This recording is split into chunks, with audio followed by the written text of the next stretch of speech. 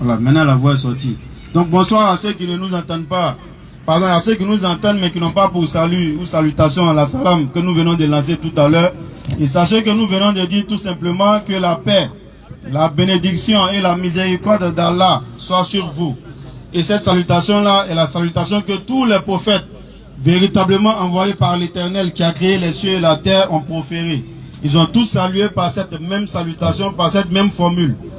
D'autres dans d'autres langues, mais toujours est-il que c'est la même salutation, à savoir que la paix soit sur vous, ou que la paix et la bénédiction d'Allah soit sur vous, non. Ou que la paix, la bénédiction et la miséricorde d'Allah soit sur vous. Non. Et c'est ce que nous venons de dire tout à l'heure dans la langue de la révélation coranique, à savoir la langue arabe. Donc une fois de plus, chers frères et sœurs du quartier Abobo PK18, non. Vous recevez les élèves d'Abdul Majid, la BAM 1781, et c'est un plaisir et surtout c'est un honneur pour nous d'être avec vous pour la 3e reprise et toujours dans la même lancée, à savoir la présentation du Créateur des cieux et la terre, cette fois au travers de son livre. Parce que à la première séance, par la grâce d'Allah, nous avons parlé d'Allah, qui est Allah, comment Allah s'est présenté dans son livre qui est le Coran. À la seconde séance, nous avons continué un temps soit peu, et cette fois nous allons parler du livre même, le Coran ou le Karim, le livre par excellence qui régit la vie du musulman, et le livre qui est censé régir la vie de l'être humain sur la terre. Nous l'avons dit la dernière fois, aucune personne, aucun être humain sur la terre n'a fait une demande manuscrite à Allah pour demander à venir sur la terre. Personne n'a commandé sa venue sur la terre. Et de cette même manière, personne aussi ne commandera son départ de la terre. Et si nous n'avons pas demandé à venir, nous ne demanderons pas à partir. Celui qui nous a fait venir, celui qui nous fera pas partir, et celui qui nous fera partir, pardon, nous a laissé un manuel. C'est-à-dire un manuel d'utilisation. Comment vivre sur la terre. Et il nous dit dans la sourate 23, verset 115, pensez-vous, ô être humain, ô djinn, ô toutes les créatures qui peuplent la terre, que nous vous avons créé sans but et que vers Allah ne sera pas fait le retour. Et ce but-là, Allah nous le donne dans le même Coran, à savoir que vous les êtres humains et les génies, vous avez été créés uniquement que pour l'adoration d'Allah. Et nous nous retrouvons ce soir pour, n'est-ce pas, obéir à ce verset coranique, à savoir nous souvenir de celui qui nous a créés. Il nous dit Fazakir wa zakir fa inna zikratan fa'ul mu'min. À savoir rappel, car le rappel est certes ce qui profite aux croyants. Et il nous dit dans un autre verset Wala zikrullahi akbar. Le rappel d'Allah est ce qu'il y a de plus grand. Alors chers frères et sœurs, sachez ce soir-là, pardon, que nous sommes ici pour faire ce qu'il y a de plus grand, selon le livre d'Allah, le Coran ou le Karim. Et le Coran, qu'est-ce que le Coran? Le Coran, c'est le livre envoyé à la suite de quelques autres livres que Allah subhanahu wa ta'ala avait envoyé à ses prophètes. À savoir, pardon, le Zabour, que Allah a donné au prophète David, que le prophète David, qu'on appelle Daoud, a reçu. Ensuite, nous avons aussi la Torah, ou la Taurat, que le prophète Moïse ou Moussa alayhi salam a reçu. Nous avons aussi l'évangile et non les évangiles. Attention, ici je parle de l'évangile de l'Injil. Je ne parle pas des évangiles de la Bible. Et c'est l'Injil qu'on appelle l'évangile que le prophète Jésus, ou qu'on appelle encore Isa alayhi salam, a reçu. Et ensuite, après l'Injil, le prophète Muhammad alayhi salatu wa salam, on va lire même les versets surat 5, à partir du verset 44 pour descendre, pour voir la succession de ces différents livres-là. Et quel est donc le rôle et la place du Coran dans la succession des différents livres? Allons-y. Surat 5, le verset 44. Allons-y. Nous avons fait descendre la Torah. Allah dit, nous avons fait descendre la Torah. Dans laquelle il y a guide et lumière. Dans la Torah, il y a guide et lumière. C'est sur sa base que les prophètes qui se sont soumis à Allah, ainsi que les rabbins et les docteurs jugent les affaires des Juifs. Pause. Alors Allah dit, c'est sur la base de la Torah que les prophètes qui se sont soumis à Allah, écoutez très bien, les prophètes qui se sont succédés, n'est-ce pas, dans le peuple d'Israël, au travers des descendants de Isaac, au travers de son fils Jacob, qui a eu 12 enfants, et ces 12 enfants ont formé les 12 tribus d'Israël. Tous les prophètes qui sont sortis de Jacob, c'est au travers de la Torah qu'ils ont jugé les affaires des Juifs. Ils se sont soumis à Allah, bien sûr, pas les faux prophètes, les prophètes de Baal. Mais Allah, il précise ici c'est sur sa base que les prophètes qui se sont soumis à Allah jugent les affaires des musulmans. Ça c'était la Torah pour les juifs. On continue. Au verset 46. Bismillah. Et nous avons envoyé après eux. À la suite de la Torah, Allah dit nous avons envoyé après eux Jésus. Après les prophètes dont nous venons de parler qui se sont succédés et qui ont jugé au travers de la Torah, Allah dit nous avons envoyé Jésus, fils de Marie, et non fils de Dieu comme le prétendent dans leur hérésie nos frères chrétiens de la communauté d'à côté. Fils de Marie. Jésus a été fils de Marie et non fils de Dieu et non Dieu lui-même. Fils de Marie. Allah il précise à chaque fois lorsque Jésus est mentionné, Isa ibn Mariam, Jésus fils de Marie, Jésus fils de Marie. Vous verrez que les autres prophètes, quand ils ne mentionnent pas forcément le nom de leur mère ou de leur père. Exactement. Mais ici, comme les gens ont pris Jésus pour Dieu ou pour fils de Dieu, c'est pourquoi Allah il mentionne à chaque fois, c'est l'une des sagesses qu'il y a dans cette mention-là. À chaque fois, Isa ibn Mariam, Jésus fils de Marie. Pour qu'il n'y ait aucune ambiguïté à ce sujet. Pour le lecteur du Coran de dire, mais est-ce que c'est pas un fils de Dieu ou autre? Parce qu'il est né miraculeux, parce qu'il était dans une conception, miraculeuse. Ça dit c'est Allah qui a fait directement sa conception au travers de son kun fayakun. Exactement. Et non le fait qu'il se soit accouplé, subhanallah il azim. Comme le pensent dans leur hérésie certaines personnes. Non. Jésus, fils de Marie, a succédé. Allons-y. Pour confirmer ce qu'il y avait dans la Torah. Alors, lorsque Jésus-Christ il vient, qu'est-ce qu'il fait? Il confirme ce qu'il y avait dans la Torah, à savoir le Tawhid, l'unicité d'Allah. Lorsqu'Allah parle de confirmation, il confirme qu'effectivement, il vient à la suite de ce livre, la Torah. Il vient confirmer le message central que la Torah avait prôné, à savoir le Tawhid, comme je l'ai dit, l'unicité d'Allah. Moussa alayhi salam, lorsqu'il vient vers son peuple, ainsi que les prophètes qui l'ont succédé, ils n'ont pas enseigné trois dieux. Ils n'ont pas enseigné l'adoration d'idoles, l'adoration de bois, l'adoration des passions. Mais ils ont enseigné l'unicité, le Tawhid. Ils ont enseigné la ilaha illallah. Tous les prophètes qui l'ont précédé et ceux qui l'ont succédé ont tous enseigné l'unicité, le Tawhid. Lorsque Jésus-Christ vient, il ne va pas déroger à cette règle. Il va aussi établir le soubassement de l'envoi du message de tous les prophètes. Comme Allah le dit dans le Coran, dans la sourate 16 au verset 36. Nous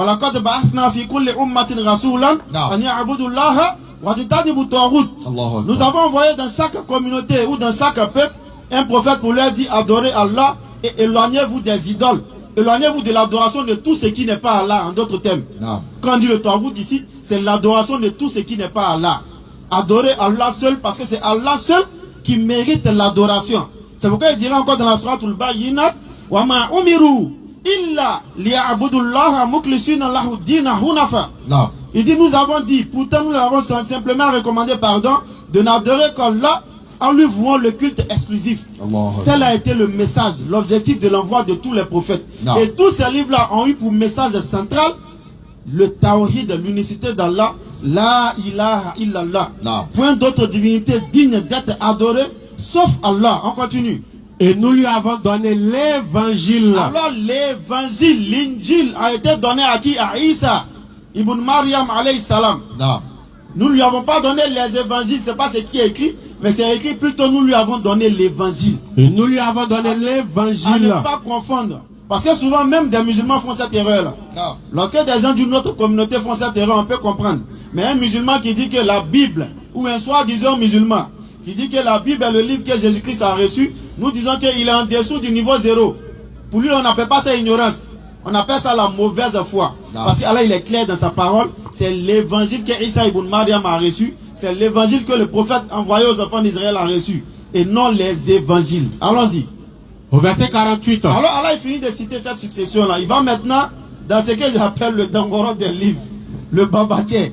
Il vient maintenant. Et sur toi, Muhammad. Il dit, et sur toi, Muhammad. Nous avons fait descendre le livre avec la vérité. Nous avons fait descendre le livre avec la vérité. Pour confirmer le livre qui était là avant lui. Alors lorsque le Coran vient, à l'instar de l'évangile de l'Injil qui vient confirmer la Torah, le Coran vient aussi confirmer, n'est-ce pas quoi, l'évangile. Et en confirmant l'évangile, le Coran confirme aussi la Torah. Parce que l'évangile est venu confirmer la Torah. Donc le Coran vient confirmer les livres qui l'ont précédé. Allons-y. Pour confirmer le livre qui était là avant lui. Il ne s'arrête pas là. Et pour prévaloir sur lui. Le Coran vient prévaloir sur le livre qui l'a précédé ainsi que tous les autres livres qui l'ont précédé. Ce qui veut dire quoi tout simplement? Que lorsque le Coran vient, on ne doit plus juger les affaires des communautés, des humains tout entiers et même des génies avec d'autres législations que le Coran. Parce que le Coran vient prévaloir sur les livres qui l'ont précédé. Bien que ces livres-là viennent d'Allah, À plus forte raison des livres comme on appelle la Bible ou autres qui ne viennent pas de Dieu, qui sont des réflexions humaines, des compositions humaines. Ici, nous parlons des livres révélés. Le Coran vient prévaloir sur les livres révélés. Parce que ici, tu ne vas pas juger, n'est-ce pas? Tu ne vas pas mettre un policier et puis un gendarme ensemble. C'est vrai, ils sont tous des corps habillés. C'est tous des livres. Mais on parle des livres révélés, on parle des livres des humains. Lorsqu'on parle des livres révélés, on parle de la Torah. On parle de l'évangile, on parle du Coran, on parle du Zabour et autres. On ne parle pas de la Bible. La Bible est un livre, mais pas un livre révélé, c'est une composition humaine. Et que les gens écoutent et que les gens puissent maintenir et retenir cela. Parce que c'est ce qui est la vérité, ce n'est pas un dénigrement, ce n'est pas une attaque, ce n'est pas une offuscation de la foi de quiconque. La Bible elle-même reconnaît que c'est, n'est-ce pas, une composition humaine. Des gens se sont assis, ils ont réfléchi, ils ont composé le livre. Et Allah, il en parle dans le Coran. Malheur à ceux qui de leur propre main ont composé un livre comme venant d'Allah, et puis ils ont introduit ce qu'ils voulaient dedans. Et ça, c'est, n'est-ce pas, l'exemple typique de la Bible. Les gens ont composé, ils ont mis ce qu'ils voulaient mettre dedans. Ici, nous parlons des livres révélés. Donc, le Coran vient confirmer les livres révélés, mais le Coran vient prévaloir sur ces livres révélés-là. Allons-y. Continue là. Juge donc parmi eux. Alors, Allah, il dit au prophète de juger parmi les gens. D'après ce qu'Allah a fait descendre. Après ce qu'Allah a fait descendre, à savoir le Coran. Ne suis pas leur passion. Alors, on ne doit plus suivre nos passions une fois que le Coran vient, chers frères et sœurs. Loin de la vérité qui est très, très significatif ce qu'Allah dit ici. Lorsque le Coran est là, on ne doit plus suivre nos passions. On ne doit plus suivre ce qu'on aime. On ne doit plus suivre nos hérésies. Mais le Coran vient pour trancher, le Coran vient pour juger sur tout ce sur quoi les gens sont en discorde. Donc lorsque le Coran est là, la passion doit disparaître. C'est pourquoi il dirait parce que lorsque la vérité coranique vient, l'erreur doit disparaître. Parce que sans Coran, il n'y a pas d'islam. Le verset peut signifier l'islam, mais le verset signifie surtout aussi le Coran. Parce que le Coran, c'est la vérité. Le Coran, c'est la vérité émanante d'Allah. Lorsque le Coran apparaît, l'erreur, l'hérésie, les passions doivent disparaître et laisser place à cette vérité qui est assez éloquente pour s'établir elle-même. Allons-y. Et à chacun de vous. Alors, Allah il dit quelque chose ici que les gens, n'est-ce pas, interprètent d'une mauvaise manière. Allah dit à chacun de vous. Nous avons assigné une législation. Nous avons assigné une législation. Et un plan à suivre. Nous avons assigné un plan à suivre. Donc, elle vient de dire oui. Allah dit qu'à chacun de vous, nous avons assigné une législation et un plan à suivre. Et si Allah il voulait, lis la suite, s'il te plaît. Si Allah avait voulu, oui, certes, il aurait fait de vous tous une seule communauté. Et les gens interprètent pour dire non, si Allah voulait chrétiens, juifs, musulmans et autres, il allait faire de vous tous des musulmans. Non. C'est une très très mauvaise compréhension. Ne sortons pas dans l'esprit du verset. Le verset a cité une succession de prophètes, une succession de peuples, une succession d'époques et une succession de communautés. Allah ici, il est en train de dire que s'il voulait là, toutes ces communautés qu'on a précitées là, qui se sont succédées là, il allait faire de vous tous une seule communauté. C'est ce qu'Allah dit dans ce verset là. Ne sortons pas dans l'esprit du verset. On ne peut pas prendre un bout de phrase et puis interpréter. Restons dans l'esprit de la succession qui a été donnée. Si Allah voulait, communauté de Torah, communauté de Injil, communauté de Coran, il allait faire de nous tous une seule communauté. C'est ce que le verset veut dire, c'est pas autre chose. Donc lorsque vous êtes dans vos complaisances là, arrêtez d'utiliser le verset ça là pour venir justifier. C'est pas ça là qui va venir justifier vos complaisances, vos complexes. Exactement. Allons-y. Mais il veut vous éprouver en ce qu'il vous donne. C'est clair. Concurrencez donc dans les bonnes œuvres. Concurrencez dans les bonnes œuvres, chers frères et sœurs. Et ça, tel est encore le message du Coran. Quel est encore le Coran? Nous allons continuer à voir le Coran au travers du Coran lui-même, ce qu'il dit de lui-même. Sourate 4, verset 82, Sourate 2, verset 23 à 24, Sourate 17, verset 88. Nous allons voir quel est donc ce livre. Quel est donc ce livre? Pas sur le Coran. Quel est donc ce livre-là dont l'auteur a tant d'audace, tant de fougue, tant de confiance pour dire ce qui suit? C'est quel auteur qui fait les choses comme ça là? Allons-y. Sourate 4, le verset 82. Allons-y. Ne me dit-il donc pas sur le Coran? Allah il demande, ne me dit-il pas sur le Coran? S'il provenait d'un autre qu'Allah. Alors sur le Coran avec un autre auteur qu'Allah, ils y trouveraient cette même contradiction. Donc Allah ici il est en train d'établir quelque chose. Il dit que tout ce qui provient de lui ne peut pas contenir de contradiction. Parce que lui tel qu'il est un Dieu unique, c'est comme ça il a une parole unique. S'il doit envoyer une autre parole qui vient abroger l'autre, il le dit. Mais il ne se contredit pas. Exactement. C'est pourquoi il dit, ne médite-t-il pas sur le Coran? Si le Coran provenait d'un autre qu'Allah, En réalité, nous y allons trouver maintes contradictions dans ce Coran. Mais le Coran ne contient aucune contradiction. C'est pourquoi j'ai dit tout à l'heure, j'ai dit quel est donc cet auteur-là qui a autant confiance en lui, qui a autant de fougue, qui est autant orgueilleux pour dire une telle parole. Alors nous disons que c'est Allah, l'orgueilleux par excellence, le seul qui mérite d'être orgueilleux, au détriment de ces créatures qui n'ont rien créé, qui ne peuvent rien faire, qui ne subsistent pas par elles-mêmes et qui n'ont pas le droit d'être orgueilleuses. Les créatures ne peuvent pas être orgueilleuses, mais le Créateur, lorsqu'on regarde la définition propre de l'orgueil, il a le droit, il doit être orgueilleux même. S'il n'est pas orgueilleux, c'est que c'est un faux Dieu. C'est clair. Si vous entendez qu'il y a un Dieu qui est même quelque part, c'est un faux Dieu. Voilà. Parce que le vrai Dieu, il doit être orgueilleux. Partant de la définition propre de l'orgueil, comme je l'ai dit. Allons-y. Sourate 2. Le verset 2. Que si le Coran ne provenait pas de lui, on allait trouver maintes contradictions. Mais il continue encore en disant, Sourate 2, verset 23, Sourate 17, verset 88. Bismillah. On va continuer à écouter ce que le Coran dit de lui-même. Sourate 2, verset 2. Allons-y. C'est le livre. D'abord, là, il commence par là, merci. C'est le livre au sujet duquel un livre au sujet duquel il n'y a aucun doute. Il n'y a aucun doute. C'est un guide. Encore une audace du Coran. Il dit, c'est le livre au sujet duquel il n'y a aucun doute. Sourate 18, verset 1, Allah dit la même chose. Il dit, c'est le livre où il n'y a point de tortuosité. C'est le livre où il n'y a point d'ambiguïté dedans. Tout ça au sujet du Coran. Allons-y sur le verset 23. Au verset 23. Allons-y. Si vous avez un doute sur ce que nous avons révélé à notre serviteur. Alors il parle ici aux gens qui sont, n'est-ce pas, dans le doute, aux gens qui n'ont pas encore bien compris. Alors Allah il leur dit, si vous avez un doute sur ce que nous avons révélé à notre serviteur, allons-y. T'achètes donc. T'achètes donc de produire une sourate. T'achètes de produire une seule sourate. Semblable. Semblable. Et appelez vos témoins les idoles que vous adorez en dehors d'Allah. Allahu Akbar. Si vous êtes véridique. Quel auteur peut avoir une telle audace? Même ceux qui ont écrit la Bible, 40 auteurs qui se sont assis là, ils n'ont pas qu'à de dire ça. Allah. Dit, si tu as des doutes, si c'est qu'il a envoyé là, il faut faire la même chose. Alors il dit, il y a 114 sourates dans le Coran. Mais il dit, ils n'ont qu'à produire une seule sourate semblable. Avec le même style. Continue le verset. Et puis regarde ce qu'il dit. Il finit de dire que si vous avez un doute sur ça là, tâchez de produire une seule sourate parmi les 114. J'ai dit, choisissez parmi les 114 là. Et puis produisez une seule sourate. En style comme en sens. En puissance comme en signification. Tout. Ce que vous voulez là, produisez une seule. Si. Maintenant il finit de dire ça et puis il dit, regarde. Si vous n'y parvenez pas. Il dit, mais si vous n'y parvenez pas, et puis il ajoute. Et à coup sûr. À coup sûr. Vous n'y parviendrez jamais. À coup sûr. Assurément. Certainement. Forcément. Vous n'y parviendrez jamais. Défi à lancer. Bon, alors il a dit ça là. Les gens qui adorent des idoles.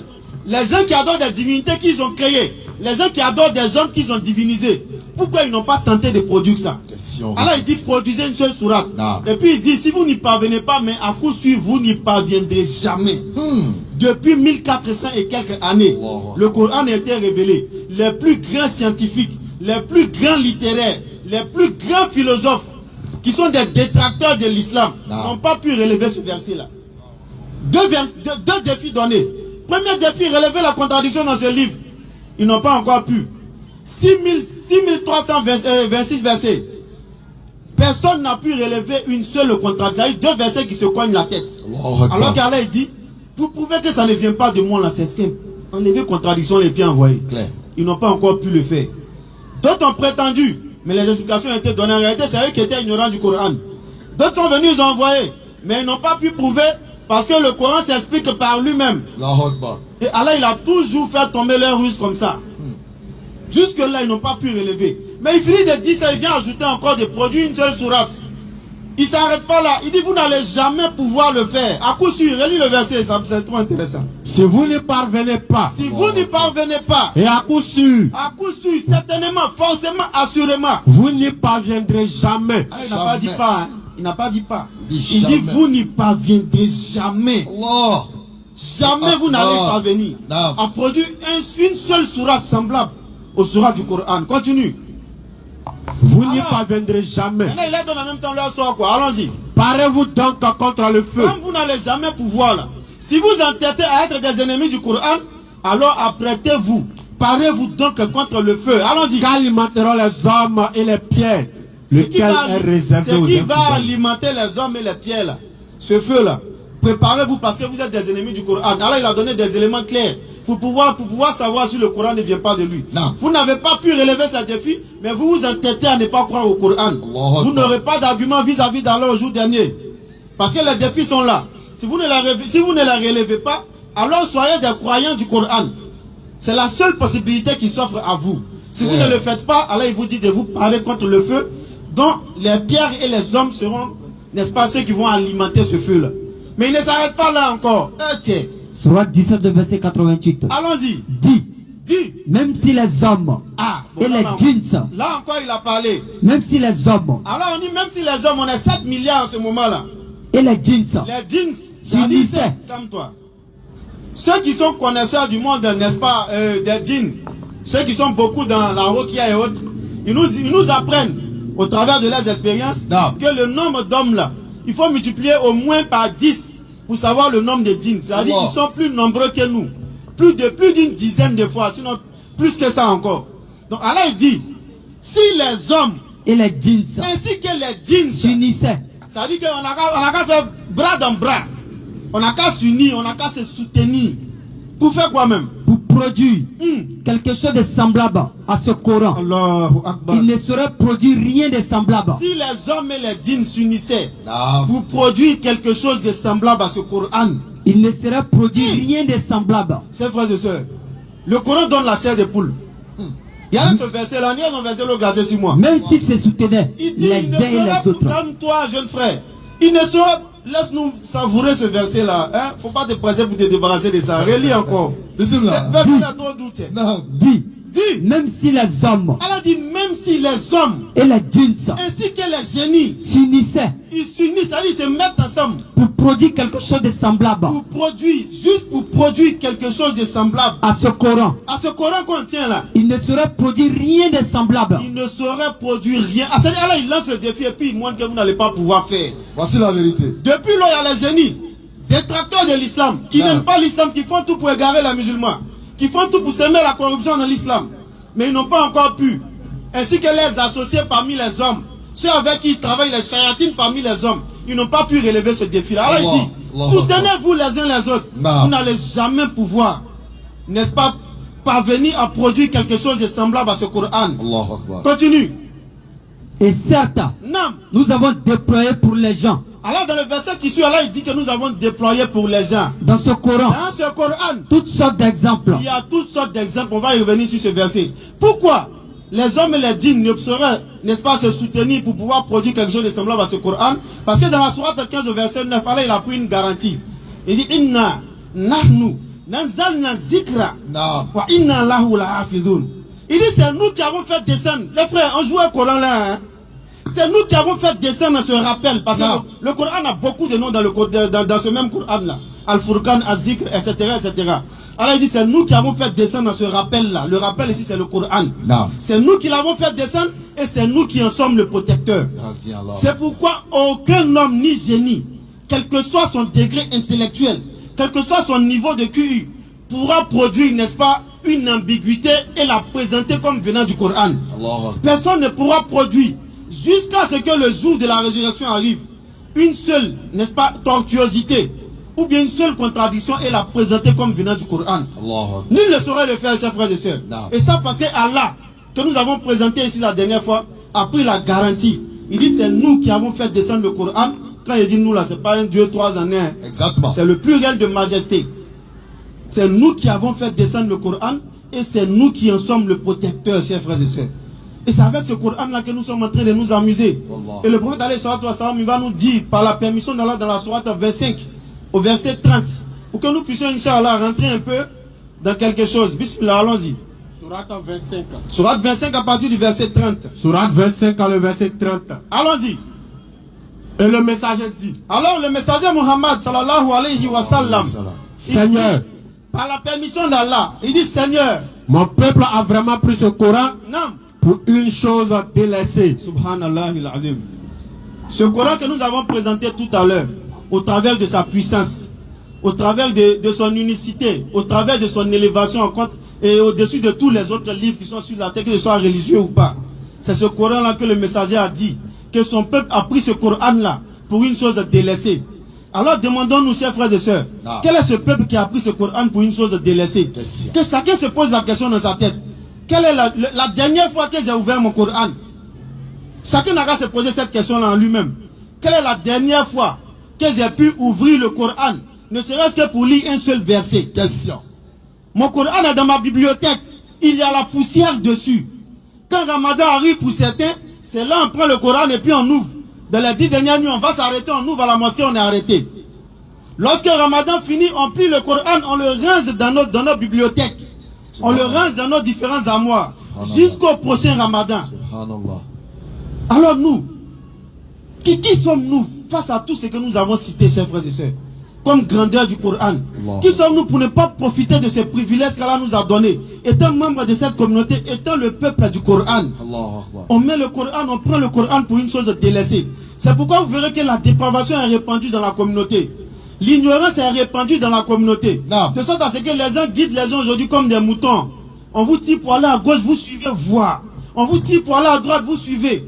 Pourquoi? Parce qu'on a pris le Coran pour une chose délaissée. On raconte des histoires à dormir debout qu'on attribue à Allah, qu'on attribue au messager. Tout ça parce qu'on a délaissé le Coran. On attribue des affiliations au prophète alayhi salatu wa salam. On dit moi aussi descendant du prophète, juste pour pouvoir profiter de ce qu'il y a dans le poste des gens, juste pour avoir la suprématie et l'amour des gens. Subhanallah. Tout ça l'on vient prétendre. Et les gens suivent. Pourquoi? Parce qu'on a pris le Coran pour une chose délaissée. Sourate 20, le verset 2. On se permet même de dire des énormités sur le Coran. On se permet même de rabaisser le Coran dans nos propos. Pourquoi? Parce que la communauté a pris le Coran pour une chose délaissée. Nous n'avons point fait descendre sur toi. Si chacun de nous était des amis intimes du Coran, des gens n'allaient pas s'arrêter en face du peuple ou placer la caméra devant eux pour dire des inepties sur le Coran. C'est parce qu'on a pris le Coran pour une chose délaissée, chers frères et sœurs. Allons-y. Nous n'avons point fait descendre sur toi le Coran. Non. Pour que tu sois malheureux. Le Coran n'est pas venu rendre les gens malheureux. Et ce verset a été la cause de la conversion d'un grand compagnon qu'on appelle Umar ibn Khattab. Umar ibn Khattab, ce verset a été la cause de sa conversion. Parce que l'homme il recherche le bonheur. Et ce bonheur-là, nous ne pouvons le trouver nulle part que dans le Coran. Le succès ne se trouve nulle part que dans le Coran. Et quand je dis cela, je ne parle pas des secrets. On vous dira qu'il faut prendre tel sourate, récite ça tel nombre de fois, il y a un secret dedans. Il faut prendre ça, tu verses l'eau ici, mais tu fais telle bêtise, il y a un secret dedans. Nous ne parlons pas de ça. Parce que le Coran est venu régir ta vie. En quoi faisant? En te donnant l'enseignement qu'il faut. Et là, on regarde la sourate 24, verset 34. Au travers de quoi le Coran vient t'enseigner? Au travers de quoi le Coran vient régir ta vie? Sourate 24, verset 34. Allah va nous le dire tout à l'heure dans ce verset-là. Et nous allons prendre aussi la sourate Luqman. Allons-y. Sourate 24 dans le verset 34. Bismillah. Nous avons effectivement fait descendre vers vous. Parce que dans ce cas-là, fait descendre vers nous. Verset clair. Ce sont des versets clairs. Donnant une parabole de ceux qui ont vécu avant vous. Et ces versets-là nous expliquent des paraboles sur ceux qui ont vécu avant nous. Et une exhortation pour les pieux. Et ce Coran-là est une exhortation pour les pieux. Sourate 5, verset 16 aussi pour venir compléter ce verset. Le Coran est une exhortation pour les pieux. Sourate 5, verset 16. Sourate 5, le verset 16. Allons-y. Passez sur le Coran. Allah il finit, il ajoute par le Coran. Allah guide au chemin du salut. Allah guide au chemin du salut. Ceux qui cherchent son agrément. Attention, c'est pas tout le monde, c'est ceux qui cherchent l'agrément d'Allah qui sont guidés au chemin du salut. Et il les fait sortir des ténèbres à la lumière. En réalité, le Coran vient faire sortir les gens des ténèbres vers la lumière. Par sa grâce. Par la grâce d'Allah. Et il les guide vers un chemin droit. Et le Coran est fait pour guider les gens vers un chemin droit. Allah. Mais pourquoi le Coran fait qu'accroître, n'est-ce pas, la mécréance ou l'hérésie des hérétiques? Parce qu'il nous dit encore dans la sourate 17, verset 82, وَنُنَزِّلُ مِنَ الْقُرْآنِ مَا هُوَ شِفَاءٌ وَرَحْمَةٌ لِلْمُؤْمِنِينَ وَلَا يَزِيدُ الظَّالِمِينَ إِلَّا خَسَارًا. Il dit parce que nous avons mis dans ce Coran une guérison et une miséricorde pour les croyants. Une guérison pour les cœurs. Le Coran vient guérir la plus grande ou les plus grandes des maladies. Et quelles sont ces maladies-là? Ce n'est pas les maladies que des cachets peuvent guérir. Ce n'est pas des maladies que les injections peuvent guérir. Mais c'est les maladies du cœur. La chose la plus difficile à guérir, la chose la plus difficile à soigner, c'est le cœur de l'homme. Parce que l'homme peut avoir un cœur plus dur qu'une pierre. Et un cœur plus mou encore, n'est-ce pas, que ce que nous en a de plus mou. Mais c'est le Coran qui vient ramollir le cœur de l'homme. Le Coran vient guérir ton cœur, n'est-ce pas, des maladies de l'idolâtrie en premier lieu. Le fait d'aller adorer des semblables, des êtres humains. Le fait de prendre tes passions comme divinité. Le fait, n'est-ce pas, de suivre des gens qui viennent vous raconter du n'importe quoi. Le Coran vient guérir ton cœur de tout ça. Mais Allah, il dit ensuite que le Coran ne fait qu'accroître en hérésie ou en mécréance ceux qui sont injustes. Pourquoi? Parce que lorsqu'ils lisent, ils n'appliquent pas. Lorsqu'ils lisent, ils ne croient pas. Et le Coran ne fait qu'accroître leur mécréance, ces derniers-là. Allons-y avec le verset que vous avez calé. Bismillah. Allume ton micro. Allons-y. Voici. Non. Voici le verset du livre plein de sagesse. Voici le verset du livre plein de sagesse. C'est un guide. En réalité, le Coran est un guide. Et une miséricorde. Le Coran est une miséricorde, chers frères et sœurs. Au bienfaisant. Au bienfaisant. Et nous avons dit tout à l'heure dans la sourate 24 au verset 34 que Allah dit qu'il a fait descendre dans ce Coran des exemples de ceux qui ont vécu avant nous. Alors, chers frères et sœurs, n'est-ce pas, pouvoir éduquer tes enfants, pour pouvoir donner une bonne orientation à ta progéniture, tu n'as pas besoin d'un livre simplement de HC. Parce que le Coran est un manuel suffisant. Sourate Luqman, sourate 31, comment l'homme doit s'adresser à son enfant. Allah, il va le dire dans la sourate 31 à partir du verset 13. Au verset 13. Et nous allons nous scanner nous-mêmes à la lumière de ce verset-là. Au verset 13. C'est comme ça que nous parlons à nos enfants. Et nous voulons qu'ils suivent nos voies. Est-ce que c'est comme ça que nous nous adressons à nos enfants? Est-ce que c'est ces enseignements-là qu'on donne à nos enfants pour que nous voulons que par magie, ils suivent nos voies? Parce que vous allez voir que le vieux, il a arrêté dans le premier safar à la mosquée à 5 heures. Mais son fils est en train de dormir. Souvent même l'enfant n'est même pas encore rentré à la maison, il se retrouve dans les endroits de débauche. Mais pendant ce temps, le vieux, il est dans le premier safar à 5 heures. Mais est-ce qu'il a suivi ce manuel-là?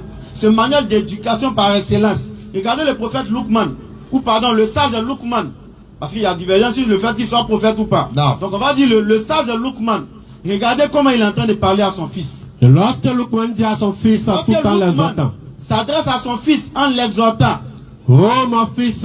Ya Bunayya. Les savants disent que c'est une manière tellement douce d'appeler son fils. Oh mon fils. Allah. Comme nous pourrons dire Allahumma. Oh Allah. Oh mon fils. Avec tout l'amour, avec toute l'affection dont il dispose, il interpelle son fils, il exhorte son fils. Et quand c'est comme ça, le cœur est ouvert pour écouter l'exhortation. Quand ça vient avec douceur, le cœur est totalement ouvert. Ça y est, les oreilles sont toutes oui. Il est prêt à écouter, il est prêt à encaisser ce que tu vas dire. Et qu'est-ce qu'il va donner comme premier commandement à son fils? Oh mon fils, oui. Ne donne pas d'associer à Allah. Ne donne pas d'associer à Allah. Car l'association à Allah, est vraiment une injustice énorme. Ya bunayya la tushrik billah. Inna shirka la zulmun azim. La plus grande injustice, chers frères et sœurs, Luqman est en train d'enseigner à son fils, c'est le fait de donner des associés à Allah. Alors que Allah t'a créé. Allah dit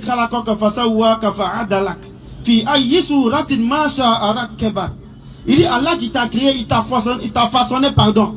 Il t'a modelé dans la forme qu'il a voulu. Et il t'a fait harmonieusement. Tu es ingrat envers lui, de sorte à lui donner des associés. Il dira wa nafsin wa ma sawaha fa alhamaha fujuraha wa taqwaha. Par celui qui a créé l'âme et qui l'a façonné harmonieusement et qui lui a insufflé sa bonne moralité tout comme son immoralité. Après toutes ces grâces qu'Allah t'a données, il vient encore te dire de l'adorer et toi tu vas lui donner des associés. C'est ça, Luqman il enseigne à son fils que c'est l'injustice la plus grande. Allah. La plus énorme injustice, c'est le fait d'associer à Allah. L'associationnisme, c'est l'injustice la plus énorme comme l'enseigne Luqman. Mais il ne s'arrête pas là. Il va donner encore un autre enseignement. Cet enseignement-là même qui fait perdre beaucoup parmi la jeunesse. Nous avons commandé à l'homme. Parce que l'homme ne respecte plus ses géniteurs. Nous avons commandé à l'homme. Même si les géniteurs ne profèrent pas de malédiction, le fait de rabaisser, de ne pas respecter tes géniteurs, ça devient en réalité une malédiction pour toi. C'est pourquoi Allah dit que c'est un commandement. Nous avons commandé à l'homme la bienfaisance envers ses pères et mères. Il faut être bienfaisant, il faut être bon envers tes pères et mères. Et ça, le Coran nous l'enseigne. Pourquoi? Sa mère l'a porté. Parce qu'en réalité, si tu ne le sais pas ou si tu l'as oublié, sache que maman, ta mère t'a porté. Subissant pour lui peine sur peine. Et durant cette grossesse, elle a subi peine sur peine. Son sévrage a lieu à 2 ans. Elle a subi douleur sur douleur. Des nausées, des insomnies, les douleurs qui viennent incessamment, elle ne peut pas dormir, elle porte l'homme dans son ventre. Toi-même, il faut soulever l'homme, tu mets sur ton dos simplement. Tu vas voir ce que ça fait. Non. Au bout de quelques temps. Mais pendant 9 mois, la mère porte l'homme dans son ventre. Wow. Et c'est désolant de voir qu'il y a des gens qui portent main à leur mère. Subhanallah. Des gens qui ne respectent pas leur mère ou leur père, même leurs parents en général. Subhanallah. Et lorsque dans un hadith on nous dit qu'il y a un des compagnons qui a, n'est-ce pas, porté son père ou sa mère, je me souviens plus bien, sa mère je crois, il a porté sa mère pour faire le pèlerinage. Non. Et il va s'adresser au prophète alayhi salatu wa salam, croyant qu'il a, n'est-ce pas, payé la dette qu'il avait envers sa mère. Il dit, moi j'ai porté ma mère sur le dos pour faire tous les rites du pèlerinage. C'est pas facile, hein. Le pèlerinage est difficile. Non. Alors lui il croit qu'il a payé, n'est-ce pas, sa dette qu'il a envers sa mère. Et le prophète alayhi salatu wa salam de lui répondre qu'une seule des contractions, une seule des douleurs, les mamans savent de quoi ils parlent. Non. Ça dit que tout ce que tu as fait là, ça ne vaut même pas une seule des contractions que ta mère a subies lorsqu'elle portait ta grossesse. Allahu Akbar. Mais comment toi tu peux désobéir, manquer de respect, insulter ou battre ta mère et espérer la réussite dans cette dunya? Subhanallah. Ça dit que toi tu réfléchis comment? On dit une seule contraction de maman là. Tout ce qu'il a fait, porter sa mère sur le dos, tous ses efforts physiques qu'il a fait, on dit ça ne vaut pas une seule contraction. Mais demandez à nos mères ou même aux médecins, combien de contractions la mère subit lors d'une grossesse? Question. On ne peut pas compter, ça vient seulement. Non. Ça dit que je ne parle même pas de la période de la grossesse, hein, et de l'accouchement, pardon. Je parle du tout au long de la grossesse. C'est pourquoi souvent quand tu assistes aux accouchements, tu te demandes mais comment les femmes font après toute cette souffrance-là. Quelque temps après, elle va demander encore, je veux avoir un enfant. Comment vous faites? Comment elles font? Parce que tu y a la souffrance, la douleur, tout ce qu'elle subit durant la grossesse. Quelques années après, n'est-ce pas, 2 ans seulement, souvent même elle dit elle veut un enfant encore. Mais aïe, c'est comment? Moi, il y a eu à demander une fois à une femme, elle a dit lorsque tu vois l'enfant, la joie fait que tu oublies tout ce que tu as subi comme douleur. Allahu Akbar. Mais tout ça là, tu vas grandir, tu vas devenir un homme et tu vas manquer de respect. Certains même ont les moyens, mais se permettent de mettre leur mère dans la souffrance, mais de vivre dans de très bonnes conditions avec leurs épouses. Mais ces épouses inconscientes là, oublient qu'elles seront aussi mères un jour. Exactement. Comment t'as dit non tout dans? Ce que tu as fait, ils vont te faire. La même chose. La même chose que tu as fait avec enfant déjà, enfant de quelqu'un va venir faire aussi à toi. Non. Parce que ton enfant, il ne faut pas faire enfant garçon. Si tu fais enfant garçon, forcément quelqu'un va venir te faire la même chose. Alors le Coran recommande à l'homme la bienfaisance envers ses pères et mères. Et alors il mentionne le fait que la mère a souffert durant la grossesse. Pour que tu puisses un temps soit peu prendre conscience, si tu avais oublié l'importance de ta mère ou même de ton père dans ta vie, pour que tu puisses prendre conscience que je suis en train de m'égarer. Attends, je vais obéir à mes pères et mères. Et lorsqu'on parle d'obéissance aux pères et mères, regardez l'histoire des prophètes qui nous ont précédés. L'histoire de Noé, l'histoire de Noé alayhi salam, dont le fils était, n'est-ce pas, un désobéissant. Pardon, dont la femme, l'histoire de l'autre, dont la femme aussi était une désobéissante. Cela a valu que quoi? Son fils reste à terre lors du déluge. Mais regardez souvent, les savants nous disent l'histoire de Asia, femme de Pharaon, qui a élevé Moïse.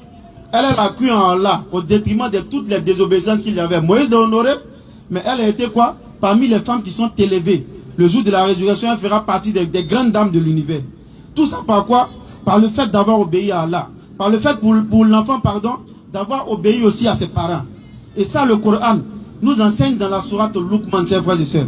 En réalité, le Coran, c'est le manuel d'utilisation de l'homme. Nous ne devons pas délaisser le Coran pour rien au monde. Un musulman ne doit pas faire une semaine, même 2 jours même, c'est trop, sans ouvrir son Coran un temps soit peu. Parce que tout ce que nous avons dit sur la grandeur du Coran, si toi tu n'ouvres pas ton Coran durant 2 jours seulement, c'est que tu ne crois peut-être pas en ça. C'est clair. Parce qu'on te dit que le Coran est un livre puissant, Sourate 41, verset 41, ensuite on va terminer sur ça. Un livre puissant, inattaquable, on va lire le verset, le Coran est plus éloquent que moi, allons-y. Sourate 41, verset 41. Le verset 41. Allons-y. Ceux qui ne croient pas au rappel à le Coran. Ceux qui ne croient pas au rappel au zikr, le Coran. Quand il leur parvient. Lorsque le Coran leur parvient. Alors que c'est un livre puissant. Le Coran est un livre puissant. Inattaquable. Le Coran est un livre inattaquable. Le faux ne l'atteint d'aucune part. En réalité, le faux ne peut atteindre le Coran d'aucune part. Ni par devant. Ni par devant. Ni par derrière. Ni par derrière. C'est une révélation émanant des sages. En réalité, le Coran provient d'un sage digne de louange. Qui est digne de louange. Sur ce, je vais laisser la parole à mon frère. Alhamdulillah Rabbil Alamin, Coran Karim, exposé de la plus belle des manières. On nous dit que on est un babouin que c'est une sorcière. Mais c'est elle qui t'a porté 9 mois. Si elle est sorcière, c'est elle qui t'a mis au monde. Donc si elle devait te tuer parce que sorcière, elle aurait fait ça depuis que tu étais bébé. Innocent, sans force. Elle pouvait faire de toi ce qu'elle voulait. Mais elle t'a maintenu, elle t'a supporté, elle t'a géré. Maintenant tu grandis. Comme Ibrahim Donisra, peut-être tu allais voir un mort dans un couloir qui n'est pas là-bas. Il te dit non, ta vieille est sorcière. Et puis toi aussi, voilà. Tu délaisses la vieille là-bas, elle est sorcière, elle veut me tuer. Elle pouvait le faire avant. Nous avons parlé du Coran Karim. Oui, le Coran. On a appris et on a entendu, avant même de commencer, que le Coran que nous avons n'est pas le Coran. Quelqu'un a posé sa caméra et il dit que ce Coran-là, c'est pas le Coran. Subhanallah. Que parce qu'on dit la parole incréée d'Allah. Parce qu'on dit la parole incréée d'Allah. Et il a pris un verset du Coran. Allons-y, tu l'as? Bismillah. On va lui poser des questions. أعوذ بالله من الشيطان الرجيم إنه لقرآن كريم في كتاب مكنون لا يمسه إلا المطهرون تنزيل من رب العالمين. Il dit ça, c'est pas le Coran. Bismillah. C'est certainement un Coran noble, dans un livre bien gardé que seuls les purifiés touchent. Dans un livre, kitab. Alors nous posons la question à ce grand savant. Quand on a dit que c'est un livre kitable, il y a quoi dedans? Question. Est-ce que c'est la parole d'Allah qui est à l'intérieur? Question encore. Parce que lui il dit que ça là peut pas être la parole d'Allah que parce que la parole d'Allah est incréée. Subhanallah. Alors le kitab dont Allah il parle, il y a quoi dedans? Qu'est-ce qui est écrit dedans? Est-ce la parole d'Allah incréée ou la parole d'Allah créée? Question, réflexion. Il a tellement compris. Regardez par exemple, un diplôme, c'est un papier. Mais qu'est-ce qui donne de la valeur à un diplôme? Question intelligente. C'est un papier, hein? Feuilleté. Tu peux même déchirer. Mais qu'est-ce qui donne l'importance à ce papier? C'est ce qui est marqué dessus. Effectivement. Dire que ce livre n'est pas le Coran, pour nous c'est faire preuve d'ignorance. C'est clair, notoire. Parole incréée d'Allah. Alors, encore une autre question, cher savant. Du net.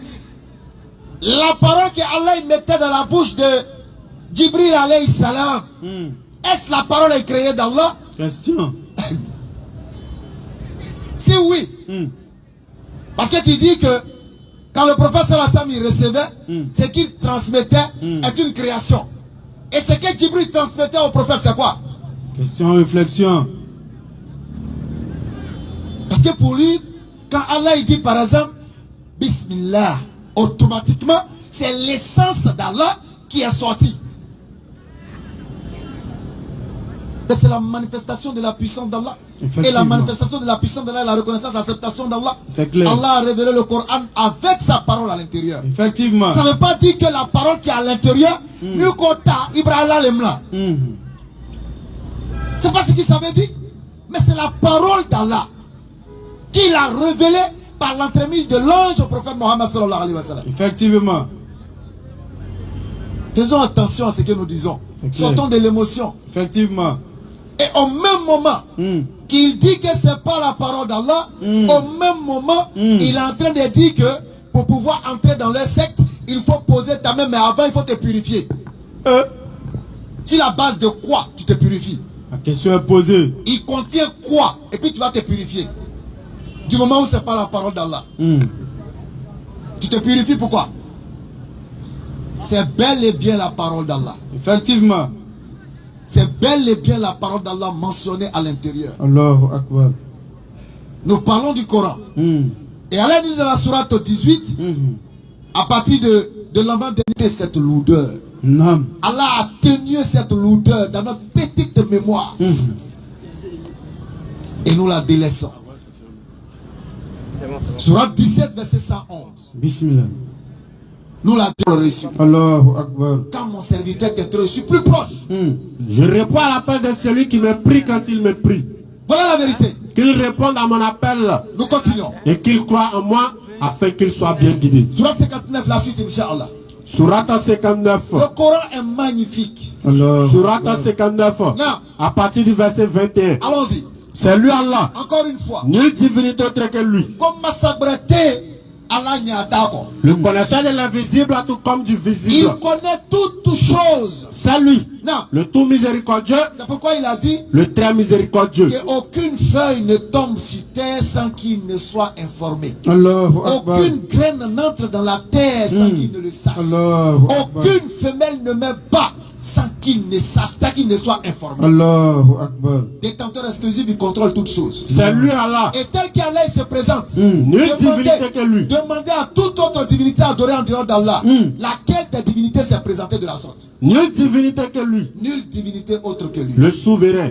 Il est souverain. Le pur. Il est pur. L'apaisant. Il apaise. Le rassurant. Il rassure. Le prédominant. Il prédomine. Le tout-puissant. À lui toute la puissance. Le contraignant. C'est pourquoi il dit, l'orgueilleux. quelle que soit la puissance que tu recherches-la auprès d'Allah. C'est clair. Quelle Gloire que à soit Allah. la puissance, recherche-la auprès d'Allah. Effectivement. Gloire à Allah. Il est l'orgueilleux. Il transcende à ce qui lui associe. Il est l'orgueilleux. Mohamed Fana yere là. Il est l'orgueilleux. Clair. Mohamed Aboua yere bro. Il est l'orgueilleux. Nam. Mais quand tu regardes le ciel et la terre là, et puis il te dit que ça c'est son repose au pied. Si lui n'est pas orgueilleux, qui sera orgueilleux? Question, hein? Iblis c'est un fleur d'orgueil.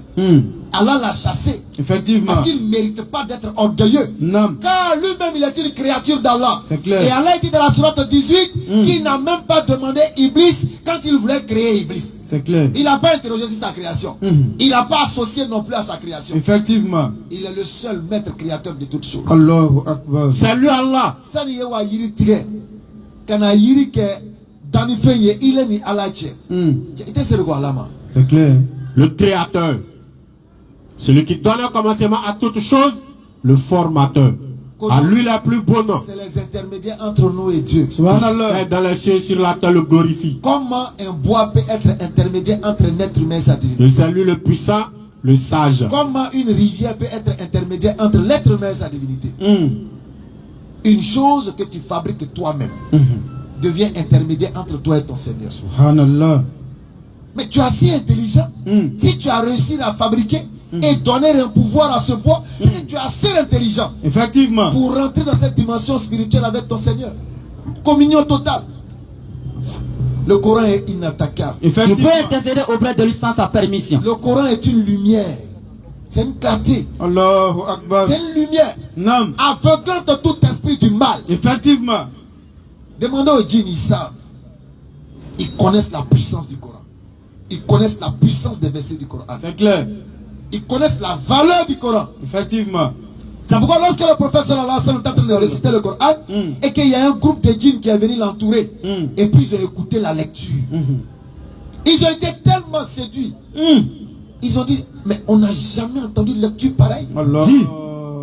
Il m'a été révélé qu'un groupe de djinns s'apprêtait à l'oreille. Prêtez l'oreille. Puis dit, Il dit, certes, nous avons certes entendu une lecture, le Coran merveilleuse, nous avons entendu la merveille. qui de la guide lecture. vers la droiture. Il guide vers la vérité. La Nous y avons cru. Allahu Akbar. Et nous n'associerons jamais personne à notre Seigneur. Maintenant, regardez ce qu'ils vont dire d'Iblis. En vérité, En vérité, notre insensé Iblis, notre insensé, notre père Iblis, l'insensé, non, disait des extravagances contre Allah. Iblis ment sur Allah, il amène l'homme à mentir sur Allah, Effectivement. il amène l'homme à s'éloigner d'Allah, Non. il amène l'homme à poser des actes qui vont le déshonorer. Et nous, Pensons que nous les hommes, ni les 10, ne sauraient jamais proférer de mensonges contre Allah. Relisons la sourate 17, verset 111. Allahu Akbar. Allahu Akbar. Le Coran est magnifique, l'islam est magnifique. Tout ce qu'on vous appelle autour là. Non. Quand vous regardez même là, ça ne t'apporte aucune lumière. C'est clair. Aucune lumière. Effectivement. Mais regardez les musulmans. Regardez l'éclat qu'il y a sur les musulmans. Regardez celui qui n'est pas musulman. Qui adore autre chose que Allah. Noroyake Adama. Lugubre macabre. Ouais. Il a un visage lugubre macabre, ténébreux. Effectivement. Aucune lumière. Non. Parce que le diable n'a que faire avec la lumière. Lui, il aime la saleté. Effectivement. Non, la dalle. Non. Parce qu'il y a des puissances qui se nourrissent de la saleté. C'est clair. La saleté extrême. Effectivement. Il se nourrit de ça. Bismillah.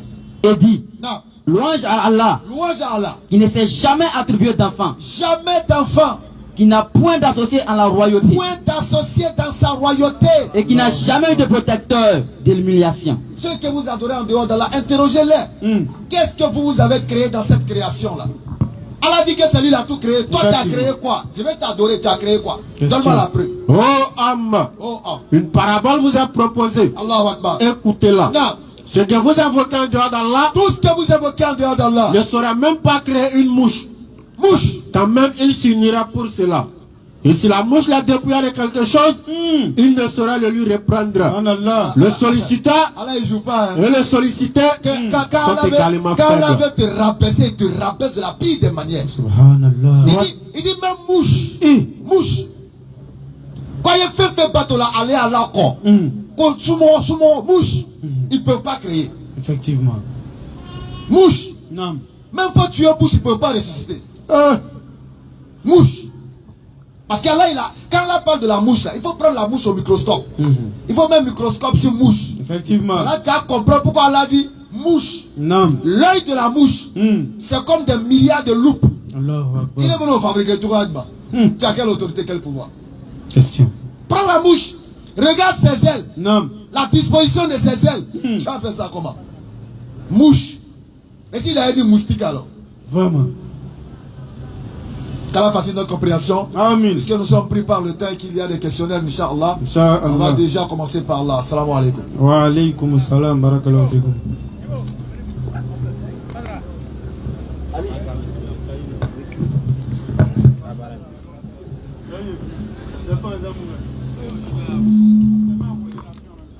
Alors, le temps que Badra puisse donc être le modérateur de ce soir, on va simplement donner le programme de la venue de la BAM ici. Voilà, on sera ici le 31 prochain. Ça veut dire que les semaines qui vont suivre, le vendredi prochain, nous nous apprêtons pour un départ à Dabou. Voilà, les Daboulais nous attendent, donc nous ne serons pas là le vendredi prochain, mais plutôt le vendredi prochain, le 31, c'est ça. Le vendredi prochain, le 31, nous serons donc à Dabou. Et puis voilà, nous profitons pour saluer. Le 25, nous serons à Dabou. C'est ce que j'ai dit. Le vendredi prochain, nous ne serons pas ici. Mais nous nous préparons pour Dabou. Ça veut dire samedi 25, nous serons donc à Dabou. Alors on profite pour saluer les imams qui nous ont donc honorés de leur présence. Je n'ai pas leur nom, mais je vais certainement revenir sur les différents noms des imams. Bienvenue, ahlan bikum, wa sahlan wa marhaban. Bismillah. Salam alaikum. Nous passons à la série des questions. Pour ceux qui ont des questions ou des préoccupations, vous pouvez rapprocher les frères. On va appeler le premier intervenant, Cissé Sirigi.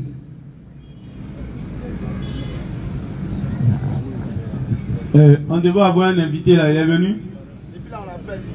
Mais pas tes invités là même. Vraiment. Le frère Cissé Sirigi, s'il est là, il peut se rapprocher. Quand tu les invites, il ne faut pas dire c'est la BAM, il faut dire des musulmans. Parce qu'il va aller les vidéos et puis il va avoir peur, il ne va pas venir.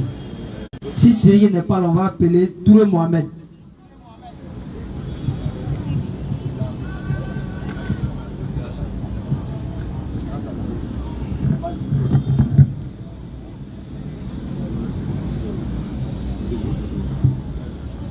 Salam alaikum. Alhamdulillah. Salatu wa salam ala Rasulullah. Moi j'ai une question dans le Coran. Allah dit dans le Coran, Allah dit guide ce qui veut et il garde qui veut. Donc ma question est la suivante. C'est l'homme qui se guide ou bien c'est Allah qui guide ton bois ou bien il ne sait pas quoi en fait. Quand Allah dit il guide qui veut et il garde qui veut.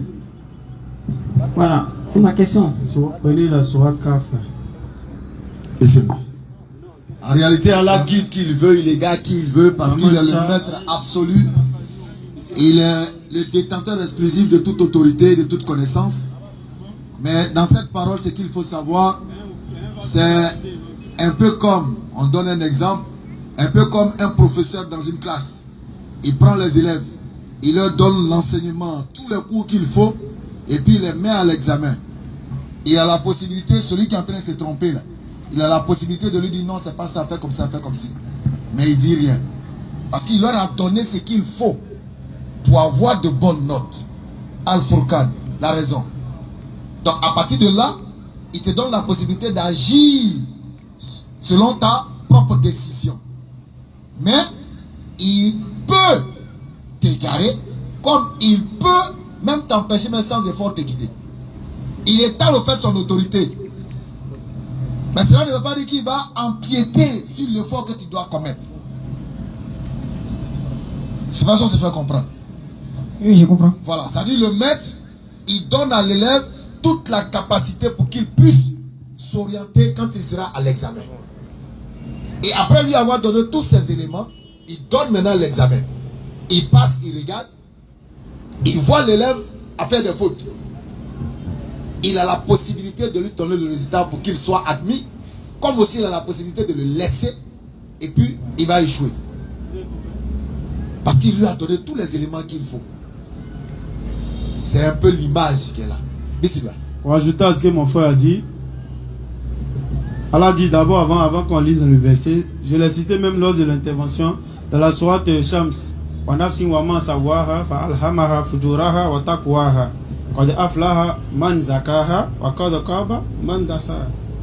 Allah il dit que nous avons créé l'homme, nous l'avons façonné harmonieusement, et Allah il dit il a insufflé son immoralité tout comme sa bonne moralité. En d'autres termes, Allah a donné le libre arbitre à l'homme. C'est ça qu'on appelle le libre arbitre, la capacité de choisir entre le bien et le mal. C'est ça là il a dit qu'il a mis en l'homme, la bonne moralité et l'immoralité. Maintenant a réussi certes celui qui a purifié son âme, et est perdant celui qui a corrompu son âme. Donc il n'y a pas de contradiction. Allah il a donné le libre arbitre à l'homme. L'homme a le choix entre le bien et le mal. Maintenant, il dit encore dans ce verset là, Sourate 18 verset 29. Sourate 18 verset 29. Et dit. Et regarde comment il commence. Non. La vérité émane de votre Seigneur. Dit, la vérité émane d'Allah. Il établit d'abord ça. Maintenant il ajoute quoi? Quiconque le veut, celui qui veut qu'il croit. Il n'a qu'à croire. Et quiconque le veut, celui qui veut qu'il me croit. Ça c'est son problème. Si tu veux, tu crois. Si tu veux, tu me crois. Tu veux, tu crois pas, tu sois mécréant ou pas. Non. Donc ça vous dit quoi? Que Allah il peut pas encore te donner le libre arbitre et puis tu vas dire que c'est lui qui te guide ou qui t'égare. Parce qu'il dit encore dans un autre verset, il dit dans la sourate Balad, il dit nous l'avons guidé aux deux voies. Nous l'avons guidé aux deux voies. Non. Et dans la sourate, dans une autre sourate encore, il va dire encore qu'il soit méconnaissant et reconnaissant pardon ou ingrat. Donc ça veut dire que l'homme a, n'est-ce pas, le choix dans plusieurs versets du Coran. Il t'a guidé aux deux voies. Maintenant pourquoi là il dit c'est lui qui guide et c'est lui qui égare? Parce qu'il y a une volonté universelle. Il va le dire dans une sourate je crois que c'est la sourate 81 à la fin. Il dit et vous ne pourrez vouloir que si Allah il veut. Ça maintenant c'est la volonté universelle. Cette volonté là qui coiffe toute volonté. Ça veut dire que Allah il peut t'empêcher de faire comme il peut te contraindre à faire. Mais il te laisse faire. Pourquoi? Parce qu'il t'a donné le libre arbitre. C'est pourquoi on dit il guide qui il veut. Ça veut dire il te laisse te guider, il te laisse te garer. Comme l'exemple parfait qu'il a donné, l'exemple du maître qui a donné ce qu'il faut à ses élèves, mais qui les laisse agir, qui les laisse composer, parce qu'il a donné, n'est-ce pas, à eux tous la possibilité de réussir. Et celui qui ne veut pas réussir, ça vient de son propre fait, parce qu'il n'aura pas bossé ou n'aura pas bien composé. C'est pareil pour l'homme. Exact. Mais là, on peut te donner encore un autre exemple. Les exemples vont te permettre de mieux comprendre. Alors, tout à l'heure en venant, c'est un exemple. Je t'ai vu peut-être en train de compter l'argent. Et tu as mis dans ton portefeuille. Je t'ai vu. Et en venant t'asseoir, le portefeuille tombe. Toi, tu ne sais pas. Mais moi, j'ai vu. J'ai deux possibilités. Soit il dit, mon frère, ton portefeuille est tombé. Ou bien je te laisse partir. Et puis, rends le mouvement, il est bré. Tu vois? Là. La décision appartient à qui? À Allah ou bien moi? Non, à toi. Tu vois? Mais est-ce qu'Allah, il ne sait pas ce que je dois faire? Si, Allah, il sait. Voilà l'image. C'est comme quelqu'un qui s'élève. Au fait, ça, souvent les paresseux, là, c'est eux qui aiment dire ça. Non, c'est mon destin. Voilà, Allah n'a danate. Allah n'a kelate. Blako biuri kawa. Kokle, il fait que c'est mon destin. Il va chez les coquelets et puis on l'attrape. Non, c'est mon destin. Allah le kitine Allah. Il est marobélé. Si c'est ton destin, il faut te lever, tu viens et puis tu chiffres quelqu'un. Hein? Le adoubaté, le gros bras et le pot. Va le tolo et puis tu lui dis, Dieu, c'est le destin. Ni kabo yorolo. Tu vas connaître le sens du destin. Donc voilà les images pour que tu puisses comprendre la parole d'Allah. Qu'Allah fasse notre compréhension. Amen. Amen. Oui, j'ai une autre question. En fait, dans le Coran, si j'ai... Bon, je ne sais pas si je vais vous dire ça en arabe. Peut-être là, comme ça, voilà. Allah dit dans le Coran,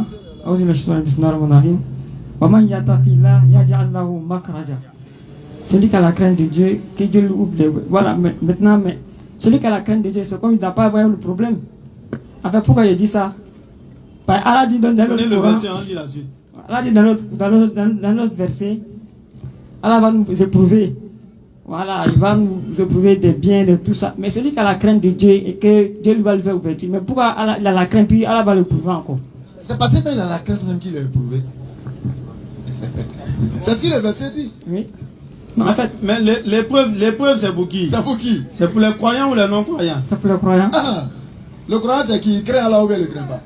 Il craint Allah. Alors, quand tu dis tu crains Allah, non? Oui. Il est là, il a la belle accueil sur la main, non? Oui. Mais Allah va voir si tu es sincère. Oui. Ou bien? Oui. Surat 29, verset 1er, Allah le dit. Pensez-vous entrer au paradis alors que vous n'avez pas subi les épreuves que ceux qui vous ont précédé ont subi? C'est pas facile, hein? Ouais. Paradis, là. La marchandise d'Allah. Ouais. Mais au même moment, il te dit qu'il ne donne rien à l'homme qui ne peut supporter. Atekola Moaka. Là, yukallifullahu nafsan. Il te sait micro.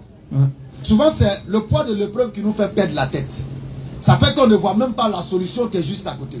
Mais on est tellement paniqué par l'épreuve qu'on oublie que Allah ne donne rien à l'homme qui ne puisse supporter. Tu comprends? Donc l'épreuve permet aux croyants d'avoir une ouverture de rapprochement davantage de son Seigneur. Parce que dans l'épreuve, le cœur il est quoi? Il est sincère. Ni quand même quand tu sais qu'on vient, c'est parce qu'Allah a fait et il est à l'aise. Mais le cœur qui est en difficulté, quand lui parle, il n'y a pas de mensonge dedans. Il est tellement sincère qu'il s'exprime par le cœur. Mais Allah il dit, il écoute quoi? La bouche ou le cœur? Le cœur. Donc l'épreuve est un instant d'éducation du croyant à se raffermir encore plus même dans la sincérité du cœur. Allah quand on a inventé ces mots. Amin. Amin. On lit le verset. Bismillah.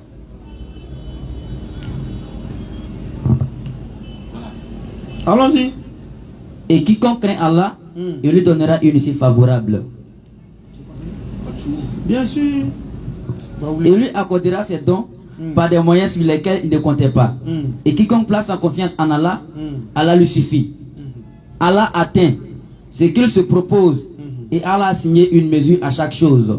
C'est assez clair. Ce que tu demandes à Allah, là, Allah te donne ce qui est bon pour toi. Il lui donnera une issue favorable. Allah n'a pas dit, il va te donner ce que tu as demandé exactement.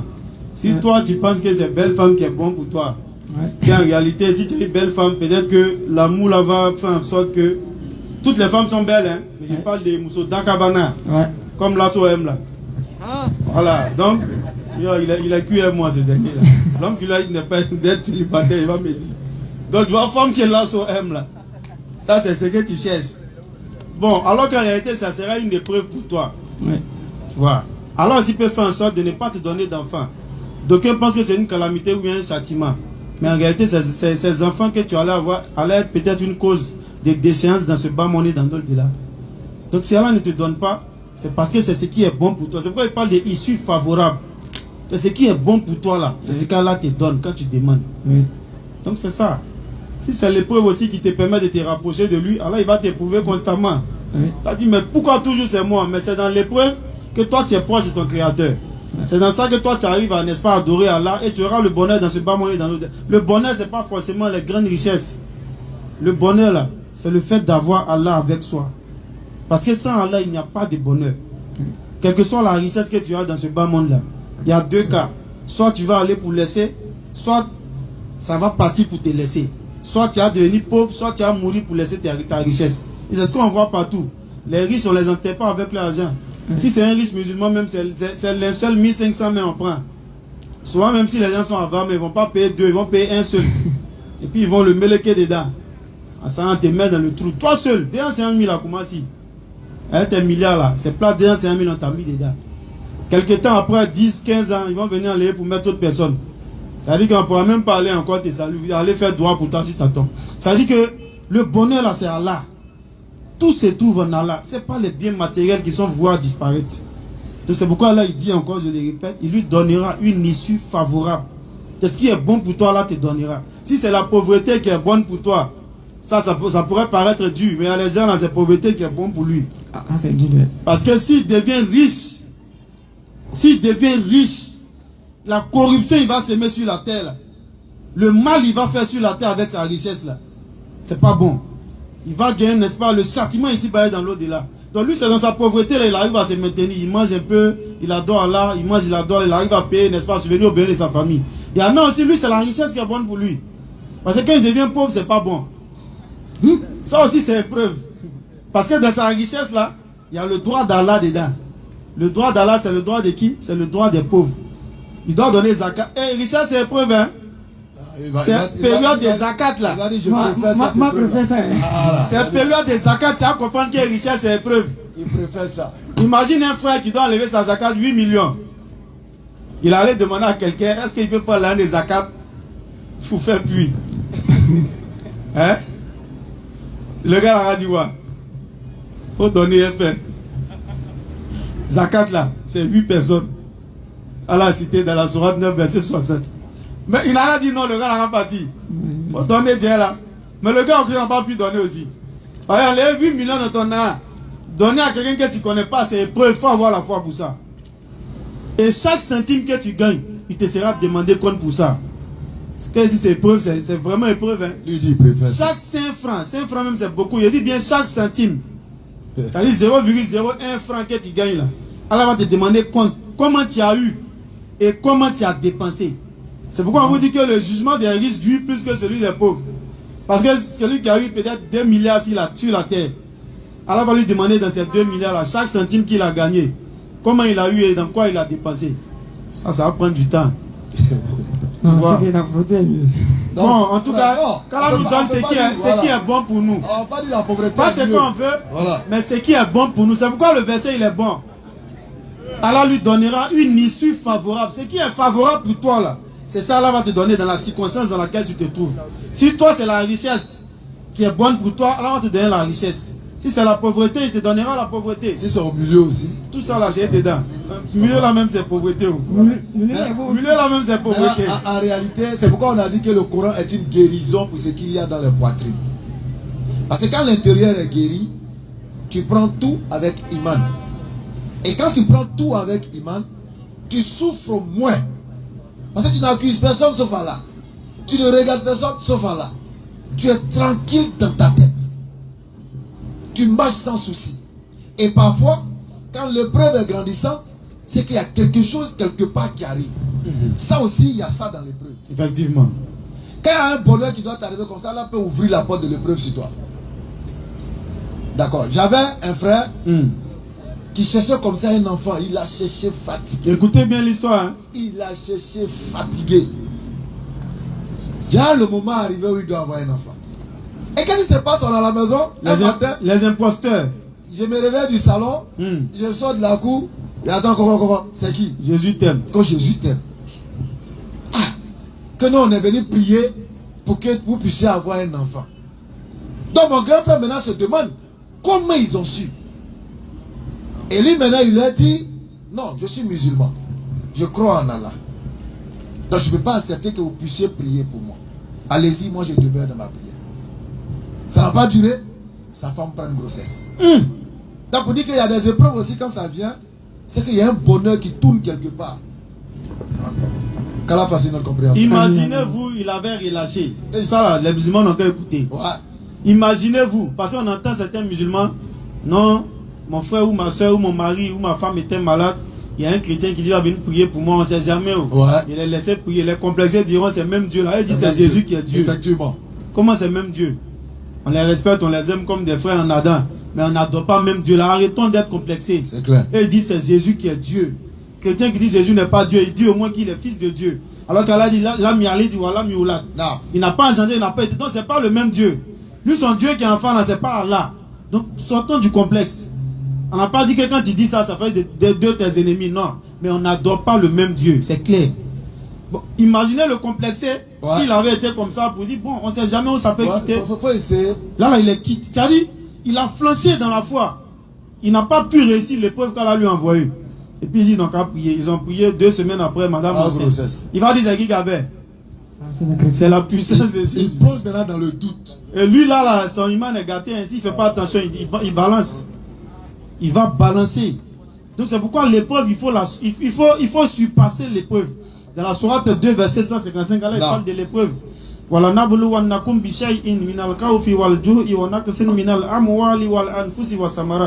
allons vous éprouver dans toutes choses par la diminution de nourriture, de personnes et de biens. Par la peur, par la faim. Faire la bonne, faire la bonne annonce aux endurants.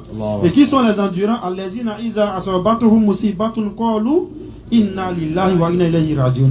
C'est cela même lorsqu'une épreuve, Moussiba, c'est-à-dire le douleur même, c'est-à-dire que lorsque le douleur même dit Masurako, c'est que c'est chaud.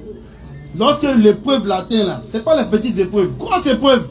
Lui s'en remet à Allah, inna lillahi wa inna ilayhi rajiun. Pas seulement dans la bouche, il le dit et puis il applique. Il s'en remet vraiment à Allah. Allah dit Ulaika alayhim salawatun min rabbihim wa rahma. C'est ceux-là qui reçoivent, n'est-ce pas, les bénédictions de leur Seigneur.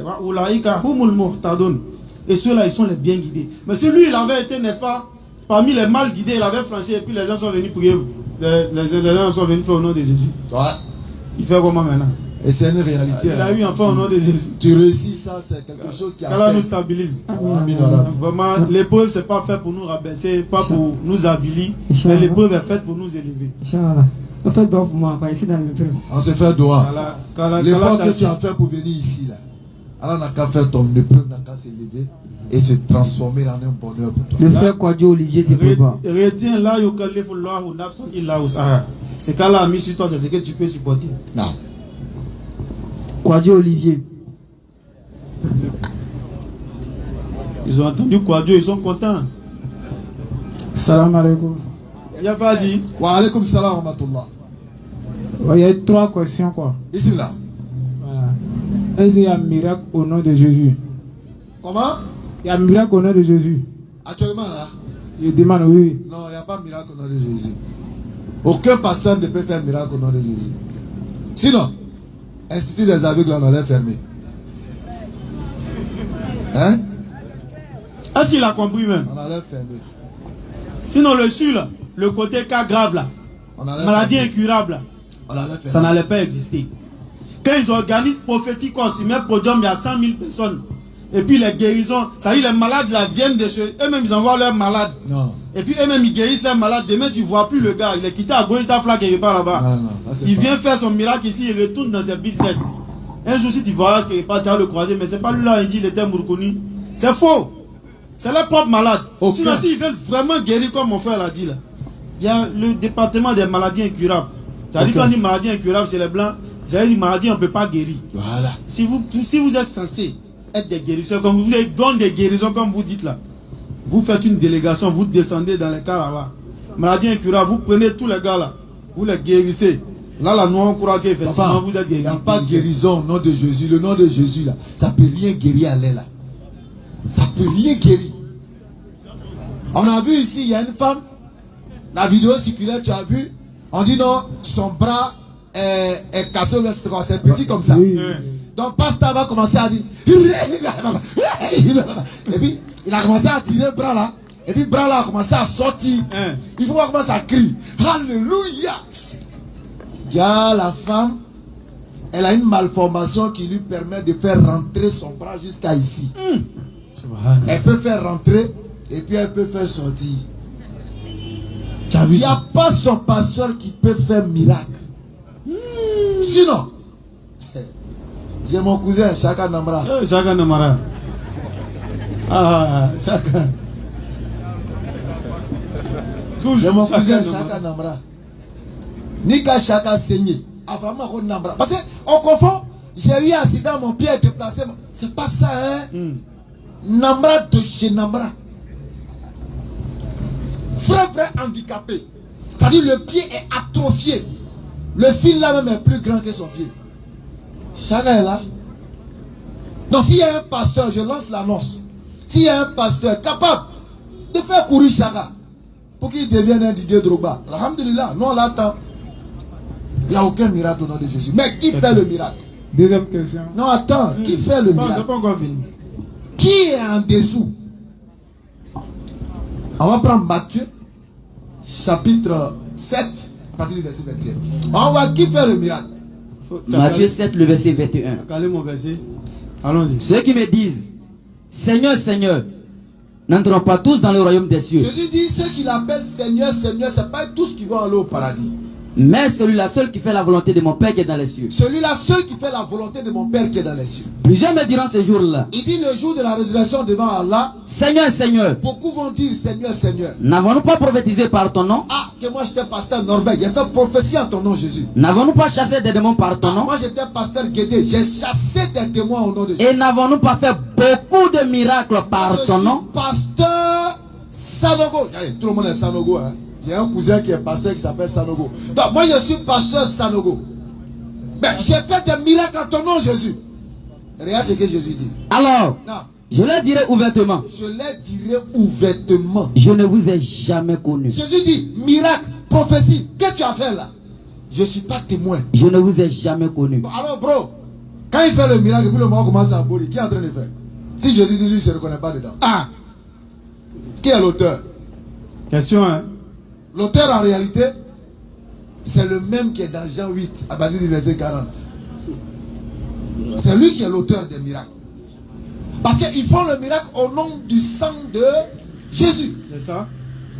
Ils disent le sang de Jésus.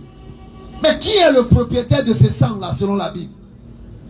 Vous avez pour père le diable. Jésus dit à ceux qui veulent le tuer là, que votre papa c'est Satan.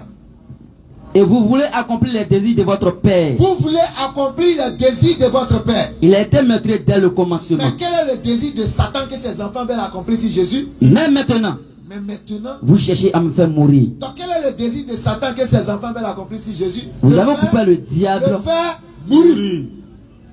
Donc si jamais ils arrivent à tuer Jésus, ils ont réalisé le désir et la volonté de qui? Satan. De Satan. Donc s'ils invoquent maintenant le sang de Jésus, ils invoquent l'autorité de qui? Satan encore. De Satan. Puisque c'est son désir qui s'est réalisé. Donc le sang qui a coulé, ça a coulé pour qui? À son honneur. Donc quand tu réclames ce sang, tu réclames qui? Celui pour qui ça a coulé en son honneur, c'est lui. Effectivement. C'est lourd, c'est difficile, mais c'est ça qui est la vérité. On a lu, on n'a pas inventé. C'est clair. On va lire encore. Vous venez à tuer. Jean 11, au verset 42. Non, on prend ce qui prévaut aussi tout. Ce qui est venu prévaloir sur tout, là, on commence toujours par ça. Surat 3, voilà. À partir du verset 49. Bismillah. Et il sera le messager aux enfants d'Israël. Et il leur dira. Allah dit, Jésus sera le messager aux enfants d'Israël et il dira. En vérité, oui, je viens à vous avec un signe de la part de votre Seigneur. Un signe de la part d'Allah. Pour vous. Oui. Pour vous. Allons-y. Je forme la glaise comme la figure d'un oiseau. La glaise comme la figure d'un oiseau. Puis, Oui. Je souffle dedans. Il souffle dedans. Et par la permission d'Allah. Par la permission d'Allah. Cela devient un oiseau. Donc ça veut dire que tout ce que Jésus fait là, c'est Allah. C'est par la permission d'Allah qu'il le fait. Mais ça c'est le Coran. Le livre même que nos frères chrétiens utilisent. On va le lire, voir ce qui est dedans. Jean 11, le verset 42. Pour moi, oui, je savais que tu m'exauces toujours. Jésus finit de ressusciter mort. Et puis il se met sur le côté et puis il parle maintenant avec Allah. Ça dit qu'il est en train de prier en d'autres termes. Allons-y. Pour moi, oui, je savais que tu m'exauces toujours. Je savais que tu m'exauces toujours. Mais j'ai parlé à cause de la foule qui m'entoure. Maintenant, dans la foule, il a dit au mois de sortie. Il dit si j'ai parlé comme ça, c'est à cause de la foule qui m'entoure. Afin qu'ils croient que c'est toi qui m'as envoyé. Ça veut dire que c'est pour augmenter l'imam des gens que lui faisait miracle par la permission d'Allah. Et puis il dit que lui sait que Allah l'exauce toujours. Non. Comme le Coran l'a dit. Donc si Jésus même fait miracle par la permission d'Allah, toi-même, comment tu peux faire miracle au nom de Jésus? Question. Lui-même il dit je ne puis rien faire de moi-même. Dans la même Bible.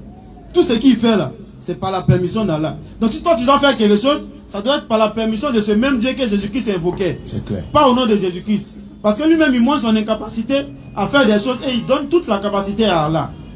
Mais toi tu as venu dire c'est mamie, c'est l'autoko au nom de Jésus. Envoyez toi-même ton propre malade, le guérit, et puis après on ne le voit plus au quartier. Quel modèle de malade? On a qu'à ouvrir l'esprit quoi. Allons-y. Deuxième question. Il y a mon ami chrétien qui me fatigue toujours. Il dit Jésus est Dieu. Mais il demande, bon, Jésus est Dieu là. Il a un enfant, on a qu'à montrer. On a discuté quand ça parle. Donc il demande, est-ce qu'il est Dieu vraiment? J'ai pas bien saisi. Il dit Jésus est Dieu. Jésus là, il a un enfant. Moi je dis Jésus là, il a un enfant, non? Il dit oui. Il dit non, il n'a pas un enfant. Tu sais, question ça là, j'ai quitté où? C'est l'homme qui a envoyé question ça là qui est là. Il a envoyé la révélation au jardin, je me souviens en 2017 je crois. Il dit Jésus est un enfant. Tout le monde était affolé. Oh, ça c'est quoi encore? Ça c'est quoi encore? Jésus est un enfant comment? Donc tu as dit quoi? Vous avez vu les musulmans là non? Ils ont commencé encore. Jésus est Dieu non? Ils disent oui. Et même encore ils disent que Jésus est le fils de Dieu. Donc si Jésus est Dieu et que Jésus est le fils de Dieu, alors voilà. Jésus est le Dieu qui est le fils de Dieu. Tu vois comment c'est bête non? Jésus est le Dieu qui est le fils de Dieu. C'est quoi tout ça? Ça ne peut pas passer même. C'est pas possible. Il ne peut pas être Dieu. Il n'a jamais dit qu'il est Dieu. Regarde ce que le Coran dit.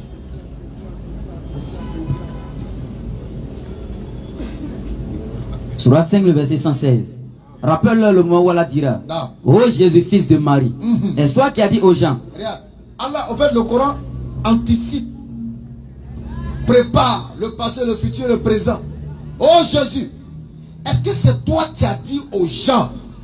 Prenez-moi. Prenez-moi Jésus. Ainsi que ma mère. Ainsi que ma mère. Pour deux divinités en dehors d'Allah. Deux dieux en dehors d'Allah. Il dira. Regarde ce que Jésus dit. Gloire et pureté à toi. Gloire et pureté à toi. Il ne m'appartient pas. Il ne m'appartient pas. De déclarer ce que je n'ai pas le droit de dire. De déclarer ce que je n'ai pas le droit de dire. Si je l'avais dit. Si je l'avais dit. Tu l'aurais su 7. Tu l'aurais su 7. Tu sais ce qu'il y a en moi. Tu sais ce qu'il y a en moi. Et je sais. Et je ne sais pas ce qu'il y a en toi. Tu sais pourquoi? Tu es en vérité parce que le grand connaisseur. Jésus a dit dans Jean 11, de tout ce qui est inconnu. Jean 11, 42, tout à l'heure 49 qu'on a lu, qu'il ne dit rien de lui-même. Et tout ce qu'il dit, c'est Dieu qui met ça dans sa bouche. Donc en un mot, il est en train de dire, si j'étais Dieu, c'est toi qui allais me dire de dire que je suis Dieu. Mais tu ne m'as jamais dit ça, je n'ai jamais dit. C'est pourquoi ils ne pourront jamais te montrer un verset où Jésus dit qu'il est Dieu. Ça n'existe pas. Ça n'existe pas. Mais ils vont prendre des versets pour essayer de t'expliquer qu'il est Dieu. Pourtant, il n'est pas Dieu. Un simple représentant de Dieu sur la terre. Prophète envoyé aux enfants d'Israël. C'est tout. On ne peut même pas tirer sur la corde. S'il avait dit, c'est que c'est Dieu qui a mis dans sa bouche pour qu'il dise. Mais qu'est-ce que Dieu a mis dans sa bouche? Jean chapitre 4, le verset 22. Et puis Jean 20, 17. En 20, le verset 17. Qu'est-ce que Dieu a mis dans sa bouche? Jésus lui dit, il dit quoi? Ne me touche pas, car je ne suis pas encore monté vers mon Père. Mais va trouver mes frères et dis-leur que je monte vers mon Père et votre Père, vers mon Dieu et votre Dieu. Tu as vu ça? Jean 4, 22. Vous adorez ce que vous ne connaissez pas. Jésus dit, vous adorez ce que vous ne connaissez pas. Nous adorons ce que nous connaissons. Nous, c'est-à-dire Jésus dit, nous adorons ce que nous connaissons. Bon, si Jésus est Dieu, il adore qui? Quel est son nom? Nous adorons ce que nous connaissons. Donc quand il dit nous connaissons, c'est qu'il a son nom. Donc quand on nous dit Jésus adore qui? Lui et son peuple. Car le salut vient des Juifs. Lui et son peuple. C'est qui ils adorent et quel est son nom. S'il nous donne le nom, on va voir si c'est Jésus lui-même et puis on va réfléchir ensemble. C'est clair. Qu'Allah fasse notre compréhension. Amen. Troisième question. Bon, ça en 2016, je me suis converti, c'est ça. Voilà, il y a toujours vos vidéos. Alhamdulillah. Voilà, il y a un ami qui me dit, il prie maintenant. Il dit donc avant il ne priait pas. Donc ça me donnait encore la foi, encore toujours. Voilà. Et même ils disent souvent des choses. Ah, tu pries maintenant. Donc ils savent que c'est les musulmans qui prient. Ils savent que c'est le musulman qui adore véritablement Dieu. À quel niveau? La prosternation. Regarde, Matthieu chapitre 4. Je pense bien, verset 1er. Matthieu 4. Il y a quelque chose qui va se passer. Alors, Jésus fut emmené par l'Esprit dans le désert. Jésus est amené par l'Esprit dans le désert. Pour être tenté par le diable. Pour être tenté par le diable. Après avoir jeûné 40 jours et 40 nuits, il lui fait. Le tentateur s'est approché de lui. Lui dit, il dit quoi? Si tu es fils de Dieu, ordonne que ces pierres deviennent des pains. Paragraphe suivant, c'est ça même on attend. Le diable le transporta. Attends un peu. Le diable a fait quoi? Le diable le transporta. Donc, le diable a transporté Jésus. Le plaça sur le haut du temple. Attends. Le diable a transporté Jésus. Nous savons que le diable est une entité invisible et esprit. Non. Il a transporté Jésus physique. Comment un esprit peut-il transporter un homme physique s'il ne prend pas possession de son corps?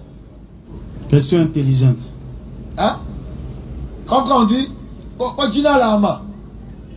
le djinn possède un corps, il amène la personne jusqu'à Ouaga à pied. Hein? Donc, le diable va transporter qui? Jésus ou bien Dieu? Il a transporté. Le diable transporte qui? Jésus, humain, ou bien Dieu dans l'humain? C'est compliqué. Qui l'a transporté, le diable? Au verset 8. Donc le diable va le transporter pour aller le mettre sur la montagne. Le diable transporta encore. 2 fois. C'est une montagne très élevée. Il y a 2 possibilités. Soit ils nous disent, le transport s'est effectué en bateau, bus, ou bien en voiture, Yango, ou bien, voilà, Yango, ou bien avion, ou bien par possession. Ils n'ont qu'à nous dire comment le diable a transporté Dieu en Jésus ou Jésus en Dieu. Comment le diable l'a nous, Kacheta, Awanaeti, Aïwani Sendumaka. Comment il a transporté, nous on veut savoir. Question ça là. Le diable transporta encore sur une montagne très élevée. Ça fait 1 fois, 2 fois il a transporté. Lui montra tous les royaumes du monde. Il va lui montrer tous les royaumes du monde. Et leur gloire. Qu'est-ce qu'il va dire à Jésus? Et il lui dit, est-ce qu'il va lui dire danse pour moi? je te donnerai toutes ces choses. Est-ce qu'il va lui dire chante pour moi? Si tu te prosternes et m'adores. Si tu te prosternes, soujoud. Si tu te prosternes devant moi, je te donne tout ça. Mais pourquoi le diable parle de prosternation? Pourquoi? Parce que la prosternation est un acte d'humiliation du croyant à l'égard de son Seigneur. Effectivement. Il se rabaisse. Il dit, il n'est rien. Je suis poussière, je retourne poussière, Seigneur. Je suis devant toi, jeté face contre terre. C'est clair. Il connaît la valeur de la prosternation. C'est pourquoi il est interdit de se prosterner devant un être humain. Effectivement. C'est interdit, c'est pas bon. La prosternation n'est due que pour Allah. C'est clair. Tu comprends, frère? Donc le diable dit si tu te prosternes. Mais qui sont ceux qui se prosternent? C'est les musulmans. C'est les musulmans. C'est nous on se prosterne. pour adorer notre Seigneur. C'est nous. Et même avant nous, des gens se sont prosternés dans leur propre Bible pour adorer leur Seigneur. Effectivement. Avec les mêmes manières. Donc c'est un peu ça, frère. C'est nous on prie. C'est nous on adore. Et ils ne savent pas, ils ne connaissent pas. Des gens même qui ne savent même pas qui est Satan. Ils ne savent même pas qui est Satan. Donc on va s'arrêter là, Inch'Allah. Merci. Merci, frère. En tout cas, le moyen de transfert, on va nous dire. Le temps que la réponse arrive, alors c'est pour justement saluer les imams Konaté Mohamed de Anokwa et de l'imam de la mosquée de Rokia, voilà l'imam Karamoko qui nous ont rendu visite. Merci beaucoup, chers imams. Je rappelle à toute fin utile que nous serons donc le samedi prochain à Dabou et nous serons le premier, ce sera donc le 1er juin à Koumassi, Remblai, voilà, face à Pharmacie des Sables, à partir de 20h, la BAM 1781 y sera. Donc vous êtes tous invités donc à pouvoir suivre ces conférences. Après la conférence, vous venez pour que nous puissions vous donner le lien qui vous amène sur notre page afin de suivre les conférences et de les partager. Merci. Bismillah. On appelle le frère Kone Seydou.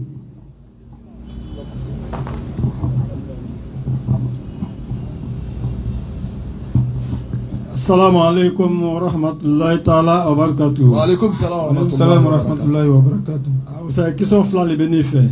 Allah jabi ko madama. Amin. Vraiment il est na ore ndiama o la quoi. Bismillah. Parce que mo ba fo ko ake ala koson. Ya ka chira koson.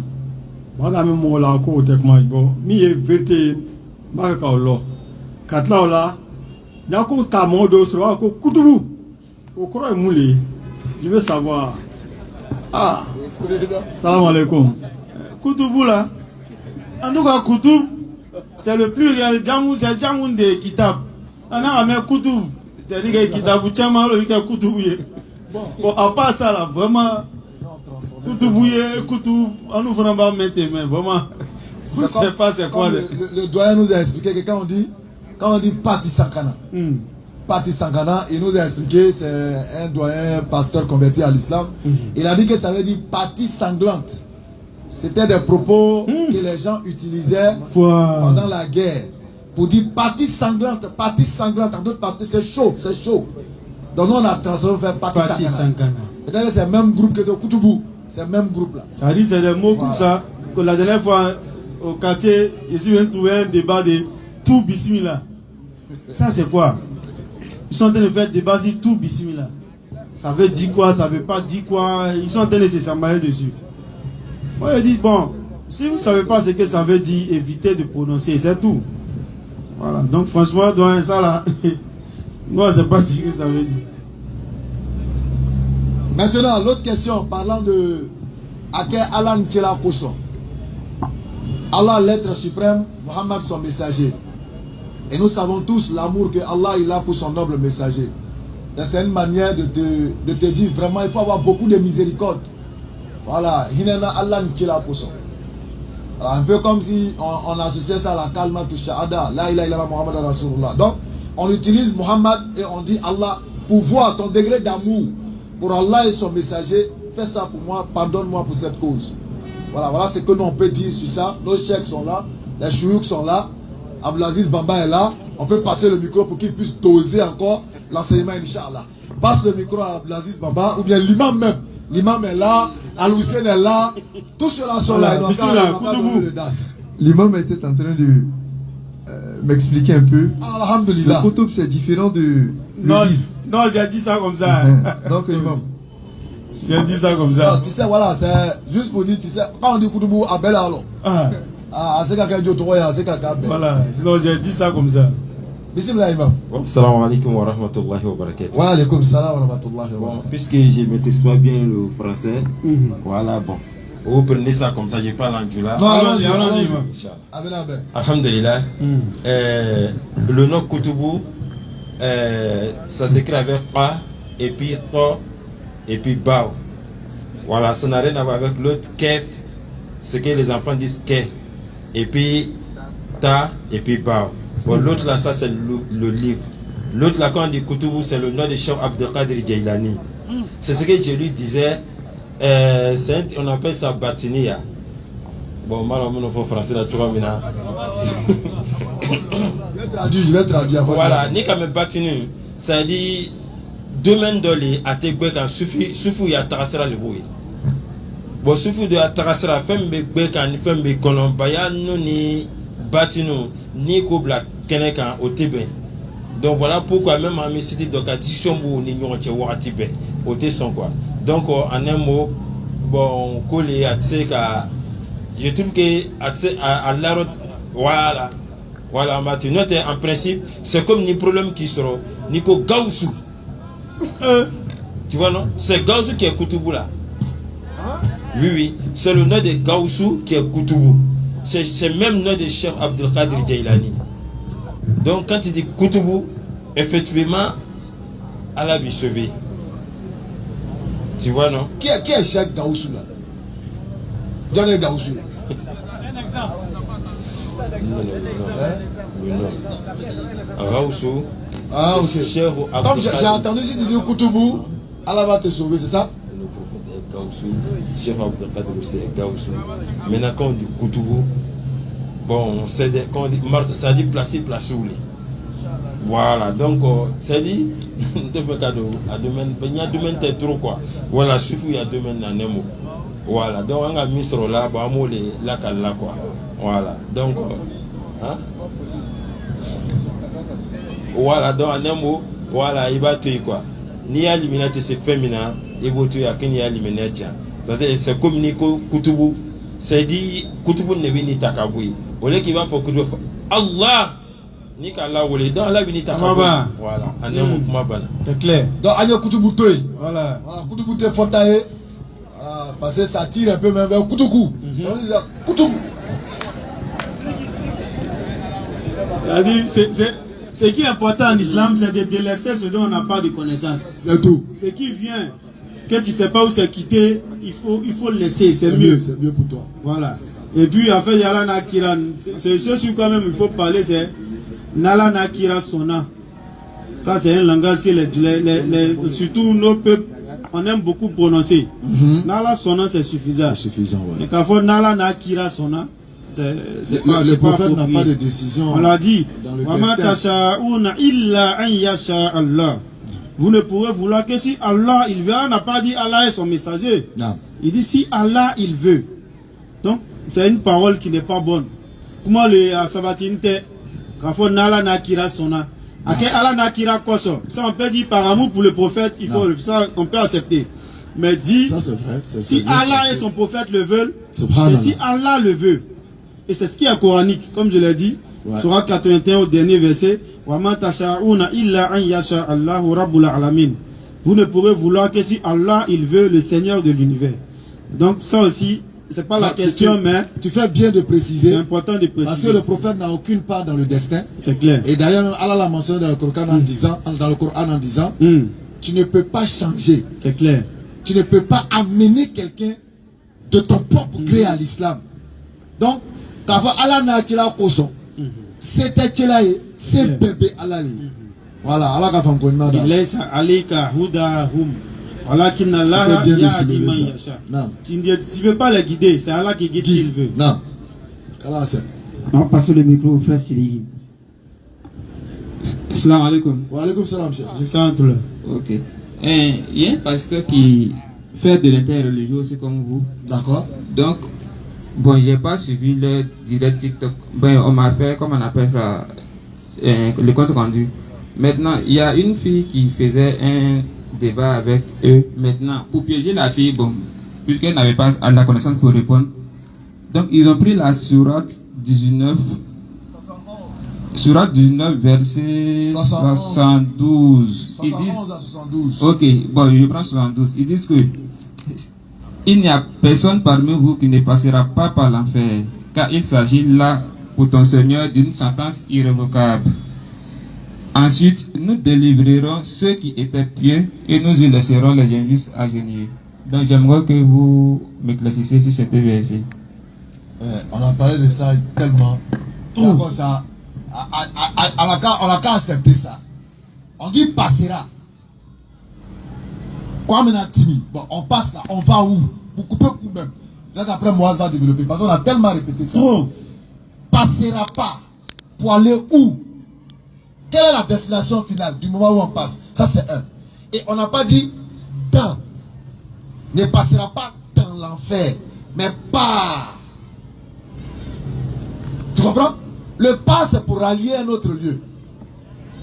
Tu ne passeras pas par le pont. C'est-à-dire, il n'y a personne parmi vous qui ne passera pas par le pont. Passera pas par le pont. Pour aller où? Pour dormir sur le pont? Non, on dit passera. C'est-à-dire qu'il y a tellement d'échappatoires dans ce verset-là. Il y a beaucoup d'échappatoires. Parce que tantôt, certains savants nous diront qu'il y a ce qu'on appelle le pont Sirat, où on passe au-dessus du pont pour aller. Comme on peut passer, c'est-à-dire quitter, rallier Plateau et 13 villes, sans pour autant que l'eau nous touche parce qu'on passe par le pont. Donc, si on prend même ce côté-là, ça ne veut pas dire qu'on va en enfer. On dit qu'il passera par l'enfer.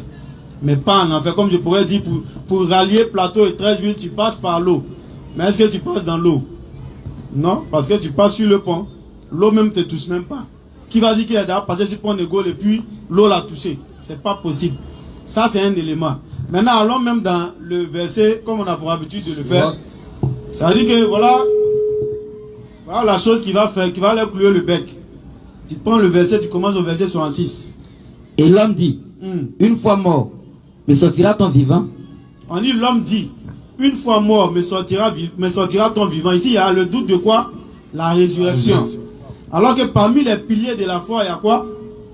Croire en la résurrection. Donc ça veut dire que voilà, quelqu'un même déjà, les piliers de la foi ne sont pas respectés en lui. Donc, il y a déjà des doutes sur le fait qu'il soit musulman. Parce que croire en la résurrection est un pilier de la foi. C'est primordial pour un musulman. Il est obligatoire pour un musulman de croire en la résurrection. Donc aucun musulman ne saurait se poser la question, est-ce que si on meurt, on sera ressuscité? Là, son islamité prend un coup. Sa foi prend un coup. Il doit se repentir. Et puis même si possible, il doit réattester de la foi. Parce qu'il a flanché. Tout va ensemble. C'est-à-dire quand on parle des piliers, s'il n'y a pas un, la chose tombe. Donc là, il est en train de bafouer un pilier de la foi. On continue encore. L'homme ne se rappelle-t-il pas? Alors là, il dit, l'homme ne se rappelle-t-il pas? Avant cela, c'est nous qui l'avons créé, alors qu'il n'était rien. Alors en train de faire un rappel à l'homme. On t'a créé à partir du néant. Donc comment si tu meurs, on ne pourra pas te ressusciter? Continue. Par ton Seigneur. Assurément. Nous les rassemblerons. Eux et les diables. Et les diables. Et le diable, où ça? Puis, nous les placerons autour de l'enfer, agenouillés. On reprend encore bien ce verset-là. C'est très très bon. C'est essentiel. Par ton Seigneur, assurément. Nous les rassemblerons. Eux et les diables. Puis, nous les placerons autour de l'enfer, agenouillés. On a bien entendu les mots-clés. Eux, c'est qui? Ceux qui ne croient pas en la résurrection. Ce n'est pas les musulmans. Parce qu'il est obligatoire pour un musulman de croire en la résurrection. On dit, et les diables. Les diables ne sont pas des musulmans, à ce qu'on sache. Nous les placerons autour de l'enfer, comment? Agenouillés. On a entendu les mots-clés. On les placera autour de l'enfer, agenouillés. On continue. Ensuite, nous arracherons de chaque groupe. Ceux d'entre eux qui étaient les plus obstinés contre le tout miséricordieux. Puis, nous sommes le meilleur à savoir ce qui mérite le plus d'y être brûlé. On continue. Il n'y a personne parmi vous qui ne passera pas par l'enfer. Ça dit que on parle de deux groupes, eux et les diables. Tout d'un coup, vous dites que non, c'est les musulmans. Non, on dit non, le Coran n'est pas incohérent, c'est vous qui êtes incohérent. Parce qu'elle est en train de parler d'un groupe. Donc le vous s'applique forcément à ce groupe-là. On continue. Car il s'agit là, pour ton Seigneur, d'une sentence irrévocable. C'est une sentence irrévocable. Ensuite, allons-y. Nous délivrerons ceux qui étaient pieux. Et nous y laisserons les injustes agenouillés. Qui allait être agenouillé? Revenons au verset 68. On allait voir qui est agenouillé. Au verset 68. Eux et les diables seront quoi? Puis, nous les placerons autour de l'enfer agenouillés. Qui allait être agenouillé au verset 68? On dit eux et les diables. Maintenant, comment ça veut dire que on dit c'est ceux-là qui seront agenouillés, et puis plus tard vous dites que c'est les musulmans qui sortiront là-bas? Reviens sur le verset encore, l'autre verset. Au verset 72. Oui. Ensuite, oui. Nous délivrerons ceux qui étaient pieux et nous y laisserons les injustes agenouillés. On a bien entendu que ceux qui devaient être agenouillés autour de l'enfer, là, on n'a pas dit c'est les musulmans, on dit c'est eux les diables. Eux qui, ceux-là même qui ne croient pas en la résurrection, qui ne sont pas musulmans. Deuxième groupe, c'est les diables. On dit encore, ils vont arracher ceux qui étaient mieux parmi eux, ils vont laisser les injustes agenouillés. Mais d'où vient-il que vous dites que c'est les musulmans? C'est pas possible. Le Coran n'en tombe pas dessus comme ça, si un verset pour dire, ouais, comme on dit vous. Donc partout où on dit vous, donc c'est les musulmans. Dans ce cas, on va sortir beaucoup de versets dans la Bible où on dit vous. Même si c'est une histoire qui a été racontée, on dit bon, comme la Bible s'adresse aux chrétiens, on dit vous ici, là, c'est forcément les chrétiens. Non. Le Coran se comprend de la manière la plus cohérente possible. Vous et vos diables, c'est-à-dire eux et les diables, on va les mettre agenouillés. Plus tard, on dit on va enlever ceux qui sont mieux, on va laisser les autres agenouillés. D'où vient le fait que ce sont les musulmans? Pourquoi ça peut pas être encore les musulmans? Surat 41, verset 30. Allons-y sur le verset, lisez, on va passer par Surat 41, le verset 30. Il y a le soir du musulman. Ceux qui disent non. Notre Seigneur est Allah. Ceux qui disent notre Seigneur est Allah, c'est les chrétiens, c'est les juifs, c'est les bouddhistes, c'est les païens, ou bien c'est les féticheurs. C'est pas tous ceux-là. C'est les musulmans qui disent Rabboun Allah. Notre Seigneur c'est Allah. Et qui se tiennent sur le droit chemin. Le musulman qui reste sur le droit chemin, c'est-à-dire le musulman qui a appliqué un temps soit peu sa religion. On n'a pas dit celui qui n'a pas flanché, mais celui qui s'est repenti perpétuellement. Il est resté sur les sentiers de son Seigneur. Qu'est-ce qui lui arrive au moment de sa mort? Les anges descendent sur eux. Non. N'ayez pas peur. Les anges viennent dire n'ayez pas peur. Et ne soyez pas affligés. Et ne soyez point affligés. Mais faites quoi? Mais ayez la bonne nouvelle du paradis. Le paradis qui t'avait été promis là. Reçois la bonne nouvelle. Ici on ne parle pas du jour du jugement. Hein. On dit pendant sa mort. Pendant que le musulman est en train de mourir là, les anges descendent sur lui pour venir lui dire n'aie pas peur, ne sois pas affligé, mais reçois la bonne nouvelle du paradis qui t'avait été promis. Non. Maintenant où le paradis avait été promis, j'ose espérer que le verset calé sera 43, verset 68 et suite. Le paradis est promis où ça? Surat 43, à partir du verset 68. 43, 68 et suite. Alors, oh mes serviteurs, oui. Vous ne devez avoir aucune crainte aujourd'hui. On va voir de qui il s'agit. Est-ce que les serviteurs dont Allah il parle là, c'est les chrétiens, juifs, bouddhistes, athées, féticheurs et autres? Vous ne serez point affligés. On ne seront pas affligés. Ceux qui croient en nos signes. Ce n'est pas les mêmes mots qui ont été répétés là-bas. Là, takafu wa la tahzanu. N'ayez pas peur, ne soyez pas affligés. C'est la même chose qu'on est dit ici. N'ayez pas peur, ne soyez pas affligés. Maintenant, qui sont ces serviteurs-là? Allons-y. Ceux qui croient en nos signes. Premier critère, croire au ayat d'Allah. Ils sont musulmans. En plus de ça, être musulman. Donc, Allah ici, il s'agit des musulmans. Il n'y a pas d'ambiguïté ici. Ce n'est pas vous. Allah a dit musulman. Qui vient nous montrer que ce verset est faux? Et eux de prendre des versets où j'ai écrit vous et puis dit c'est les musulmans alors que le verset ne parle pas des musulmans. Voilà, dans la succession des versets c'est clair. On dit eux et les diables. C'est eux qui seront agenouillés. On dit on va enlever ceux qui sont mieux, on va laisser les autres agenouillés. Un gars se lève là-bas et dit c'est les musulmans. Alors que les versets sont clairs. Ceux qui croient en nos signes. Et sont musulmans. Qu'est-ce qu'ils doivent faire? Passer en enfer ou bien aller en enfer pour brûler d'abord? Entrer au paradis. Entrer au paradis. C'est un ordre même. Entrer au paradis. Entrer au paradis. Oui. Vous. Et vos épouses, vous y serez fêtés. Donc il n'y a pas d'ambiguïté sur le paradis, le salut du musulman. Sauf pour celui qui ne sait pas. Ah. Voilà. Voilà qui est clair. Bismillah. Ok, on aime dire que Isa alayhi salam est venu uniquement que pour le peuple, pour les juifs. Et bon, c'est maintenant je suis vos débats sur YouTube. Maintenant, à aucun moment on a dit que quand Mahomet est venu, est-ce que les juifs maintenant devraient suivre Mahomet ou bien ils doivent toujours rester dans la position de suivre Jésus, Jésus, je ne sais pas. Attends, Mahomet c'est pas le bandit que la PJ a pris la dernière fois. Il parle de Mohammed. Sinon la PJ a tapé un gars. Après ça il dit doucement, pas ils vont dire on est complice. Mahomet là c'est un bandit hein. Il faut éviter Mahomet. Il ne faut même pas dire son nom même, il est bizarre. Bismillah, surat 5, à partir du verset... Surat 5, à partir du verset 15. Ok. Ô gens du livre, notre messager Mohammed vous est certes venu, vous exposant beaucoup de ce que vous cachez du livre et passant bien sur d'autres choses. Une lumière et un livre explicite vous sont certes venus d'Allah. Par ceci le Coran, à la guide au chemin du salut, ceux qui cherchent à son agrément.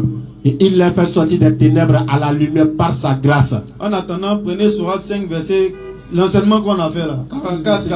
44, 46, 48. Sourate 5. Verset 44. Quand le Coran vient, d'abord on va citer, allons-y. Nous avons fait descendre la Torah. La Torah est là. Dans laquelle il y a guide et lumière. Il y a guide et la lumière dedans. C'est sur sa base que les prophètes qui se sont soumis à Allah, ainsi que les rabbins et les docteurs jugent les affaires des juifs. Les affaires des juifs là, c'est la Torah, les gens jugeaient avec. Verset 46. Allons-y. Et nous avons envoyé après eux Jésus. Jésus est venu avec quoi? Fils de Marie. Oui. Pour confirmer ce qu'il y avait dans la Torah avant lui. Et nous lui avons donné l'évangile. Et non la Bible. Et nous lui avons donné l'évangile. La Bible n'est même pas dedans. Où il y a guide et lumière. On continue. Au verset 48. Oui. Et sur toi, Muhammad, nous avons fait descendre le livre avec la vérité. Oui. Pour confirmer le livre qui était là avant lui. Et pour prévaloir sur lui. Donc quand le Coran vient, on ne peut pas juger avec les autres livres. Quand bien même si on a la Torah, si on a l'évangile aujourd'hui, on ne peut pas juger avec l'évangile alors que le Coran est là. Parce que le Coran vient prévaloir sur les livres qui l'ont précédé.